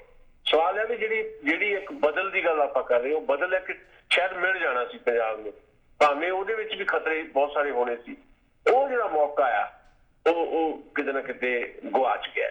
ਭਾਵੇਂ ਉਹ ਮੌਕਾ ਜਿੱਦਾਂ ਆਮ ਆਦਮੀ ਪਾਰਟੀ ਬਾਰੇ ਵੀ ਅਸੀਂ ਚਰਚਾ ਕਰਦੇ ਰਹੇ ਹਾਂ, ਜਦੋਂ ਆਮ ਆਦਮੀ ਪਾਰਟੀ ਹੋਂਦ ਵਿੱਚ ਆਈ ਹੈ ਅਸੀਂ ਬੜੀ ਨੀਝ ਨਾਲ ਸਾਰੀਆਂ ਜਿਹੜੀਆਂ ਚੀਜ਼ਾਂ ਦੇਖੀਆਂ ਤੇ ਉਹਦੇ ਤੇ ਆਪਣੀਆਂ ਟਿੱਪਣੀਆਂ ਵੀ ਕਰਦੇ ਰਹੇ ਹਾਂ। ਏਦਾਂ ਹੀ ਪੰਜਾਬ ਦੇ ਵਿੱਚ ਆਉਣ ਵਾਲੇ ਸਮੇਂ ਦੇ ਵਿੱਚ ਜਿਹੜੀ ਇਹ ਪੋਲੀਟੀਕਲ ਸਪੇਸ ਬਣੀ ਹੋਈ ਹੈ, ਜਿਹਨੂੰ ਭਰਨ ਦਾ ਇੱਕ ਪਲਾਨ ਸੀ, ਉਹ ਪਲਾਨ ਹਾਲ ਫਿਲਹਾਲ ਖੁਰ ਗਿਆ। ਆਉਣ ਵਾਲੇ ਸਮੇਂ 'ਚ ਕੁਝ ਨਵੀਆਂ ਚੀਜ਼ਾਂ ਉੱਭਰਨਗੀਆਂ। ਜਨਤਕ ਅੰਦੋਲਨ ਜਿਹੜੇ ਹੁੰਦੇ ਆ ਨਾ ਜੀ, ਇਹਦੇ 'ਚੋਂ ਚਿਹਰੇ ਨਿਕਲਿਆ ਕਰਦੇ ਆ। ਅੱਜ ਤੋਂ 8 ਸਾਲ ਪਹਿਲਾਂ ਕੋਈ ਨਹੀਂ ਸੀ ਜਾਣਦਾ ਅਰਵਿੰਦ ਕੇਜਰੀਵਾਲ, ਅਚਾਨਕ ਚਿਹਰਾ ਨਿਕਲਿਆ ਨਾ, ਉਹ ਕਿੱਥੋਂ ਨਿਕਲਿਆ? ਅੰਨਾ ਅੰਦੋਲਨ 'ਚ ਨਿਕਲਿਆ। ਕਿੰਨੇ ਚਿਹਰੇ ਨਿਕਲੇ? ਉਹ 'ਚ ਪ੍ਰਸ਼ਾਂਤ ਭੂਸ਼ਣ ਨਿਕਲਿਆ, ਉਹ 'ਚ ਕੁਮਾਰ ਵਿਸ਼ਵਾਸ ਨਿਕਲਿਆ, ਉਹ 'ਚ ਕਿਰਨ ਬੇਦੀ ਨਿਕਲੀ। ਭਾਵੇਂ ਉਹਨਾਂ ਦੇ ਵੱਖਰੇ ਵੱਖਰੇ ਰਸਤੇ ਹੋ ਗਏ, ਪਰ ਉਹਨਾਂ ਨੂੰ ਲੋਕ ਪਛਾਣਨ ਲੱਗ ਪਏ। ਏਦਾਂ ਕਿਸਾਨ ਅੰਦੋਲਨ 'ਚ ਬੜੇ ਚਿਹਰੇ ਅਸੀਂ ਜਿਹਨਾਂ ਨੂੰ ਨਹੀਂ ਸੀ ਜਾਣਦੇ ਸੀ, ਹੁਣ ਜਾਣਨ ਲੱਗ ਪਏ ਆ। ਬਲਵੀਰ ਸਿੰਘ ਰਾਜੇਵਾਲ ਨੂੰ ਲੋਕ ਜਾਣਦੇ ਸੀ, ਪਰ ਅੱਜ ਸਾਰੀ ਦੁਨੀਆ ਜਾਣਦੀ ਹੈ। ਅੱਜ ਸਾਰੀ ਦੁਨੀਆ ਜਾਣਦੀ ਹੈ ਨਾ। ਦੀਪ ਸਿੱਧੂ ਨੂੰ ਕੋਈ ਨਹੀਂ ਸੀ ਜਾਣਦਾ, ਅੱਜ ਸਾਰੀ ਦੁਨੀਆ ਜਾਣਦੀ ਹੈ। ਭਾਵੇਂ ਉਹਨੂੰ ਨੈਗੇਟਿਵ ਤਰੀਕੇ ਨਾਲ ਲੋਕ ਲੈ ਰਹੇ ਹੋਣਗੇ ਹੁਣ, ਕਿਉਂਕਿ ਉਹਦੀ ਜਿਸ ਤਰ੍ਹਾਂ ਦਾ ਉਹਦੀ ਐਕਟੀਵਿਟੀ ਰਹੀ, ਉਹ ਕਿਸਾਨ ਅੰਦੋਲਨ ਨੂੰ ਫੀਲ ਕਰਨ ਦੀ ਰਹੀ ਹੈ। ਇਹ ਤਾਂ ਸਾਬਤ ਹੋ ਗਈਆਂ ਨਾ ਗੱਲਾਂ। ਤੇ ਇਸ ਕਰਕੇ ਏਦਾਂ ਬਹੁਤ ਸਾਰੇ ਕਿਸਾਨ ਆਗੂ ਜਿਹੜੇ ਆ, ਉਹਨਾਂ ਨੂੰ ਕੋਈ ਨਹੀਂ ਸੀ ਜਾਣਦਾ, ਅੱਜ ਸਾਰੀ ਦੁਨੀਆ ਜਾਣਦੀ ਹੈ। ਇਹਦੇ ਵਿੱਚੋਂ ਨਹੀਂ ਮੈਂ ਕਹਿੰਦਾ, ਮੈਂ ਵਾਰ-ਵਾਰ ਕਹਿ ਰਿਹਾ, ਇਹਨਾਂ ਨੇ ਕਿਸੇ ਨੇ ਵੀ ਕੋਈ ਪੋਲੀਟੀਕਲ ਪਾਰਟੀ ਨਹੀਂ ਡਿਜ਼ਾਈਨ ਕਰਨੀ, ਨਾ ਬਲਵੀਰ ਰਾਜੇਵਾਲ ਨੇ, ਨਾ ਜਗਜੀਤ ਡੱਲੇਵਾਲ ਨੇ, ਨਾ ਬਾਕੀ ਕੁਲਵੰਤ ਸਿੰਘ ਸੰਧੂ ਨੇ। ਇਹ ਸਾਰੇ ਪਹਿਲਾਂ ਪੋਲੀਟੀਕਲੀ ਕਿਤੇ ਨਾ ਕਿਤੇ ਆਪਣੇ ਸਟੈਂਡ ਕਰਦੇ ਆ, ਇਹਦੀ ਆਪਣੀ ਪੋਲਿਟਿਕਸ ਹੈ। ਇਹਨਾਂ ਨੇ ਕੋਈ ਵੱਖਰੀ ਪਾਰਟੀ ਨਹੀਂ ਬਣਾਉਣੀ। ਵੱਖਰੀ ਪਾਰਟੀ ਤਾਂ ਇਸ ਅੰਦੋਲਨ ਤੋਂ ਬਾਅਦ, ਜਦੋਂ 2022 ਦੀਆਂ ਇਲੈਕਸ਼ਨਸ ਤੋਂ ਬਾਅਦ ਜਿਹੜੀ ਇੱਕ ਨਵੀਂ ਜਨਤਕ ਲੜਾਈ ਚੱਲਣੀ ਹੈ, ਉਹਦੇ ਤੋਂ ਨਿਕਲਣ ਦੀ ਸੰਭਾਵਨਾ ਬਣੇਗੀ ਤੇ ਫਿਰ ਨਵੇਂ ਚਿਹਰੇ ਹੋਰ ਆਉਣਗੇ ਸਾਡੇ ਸਾਹਮਣੇ। ਜੀ ਦਸਾਂਝ ਸਾਹਿਬ, ਤੁਹਾਡਾ ਬਹੁਤ ਬਹੁਤ ਧੰਨਵਾਦ। ਕੱਲ੍ਹ ਦੇ ਪ੍ਰੋਗਰਾਮ 'ਚ ਆਪਣੀ ਫਿਰ ਗੱਲ ਹੋਏਗੀ। Thank you so much. ਆਪਣਾ ਧਿਆਨ ਰੱਖੋ, ਆਪਣੇ ਪਰਿਵਾਰ ਦਾ ਧਿਆਨ ਰੱਖੋ। ਸ਼ੁਕਰੀਆ ਜੀ, ਮਿਹਰਬਾਨੀ। ਇਹ ਸਨ ਸੁਸ਼ੀਲ ਦਸਾਂਝ ਸਾਹਿਬ, ਉਹਨਾਂ ਨੇ ਸਾਡੇ ਨਾਲ ਗੱਲਬਾਤ ਕੀਤੀ। ਤੁਸੀਂ ਵੀ ਸਾਡੇ ਇਸ ਪ੍ਰੋਗਰਾਮ ਦਾ ਹਿੱਸਾ ਬਣਿਆ ਕਰੋ। 9054584444 905-450-44 ਜਾਂ ਪ੍ਰੋਗਰਾਮ ਤੋਂ ਬਾਅਦ ਮੇਰੇ ਨਾਲ ਕੋਈ ਵੀ ਗੱਲ ਕਰਨੀ ਹੁੰਦੀ ਹੈ 4164197777 416-419-7777। ਅੱਜ ਦਾ ਪ੍ਰੋਗਰਾਮ ਹਮੇਸ਼ਾ ਦੀ ਤਰ੍ਹਾਂ ਸਬੀਟ ਮਹਿਲ ਦੇ ਸਹਿਯੋਗ ਨਾਲ ਤੁਹਾਡੇ ਸੇ ਪੇਸ਼ ਕੀਤਾ। 416-679-9191।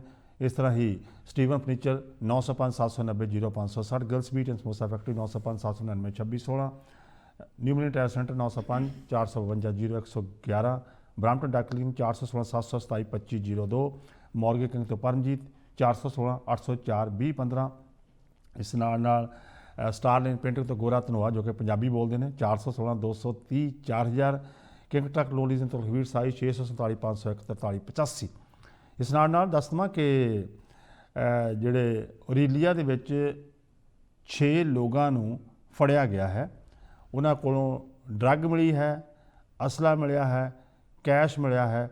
ਇਹ 6 ਲੋਕ ਜਿਹੜੇ ਔਰੇਲੀਆ ਤੇ ਇੱਕ ਕਿਰਾਏ ਦੇ ਘਰ ਵਿੱਚ ਰਹਿ ਰਹੇ ਸਨ ਤੇ ਕੁਝ ਹੋਰ ਵੀ ਹਥਿਆਰ ਜਿਹੜੇ ਇਹਨਾਂ ਕੋਲੋਂ ਫੜੇ ਗਏ ਨੇ।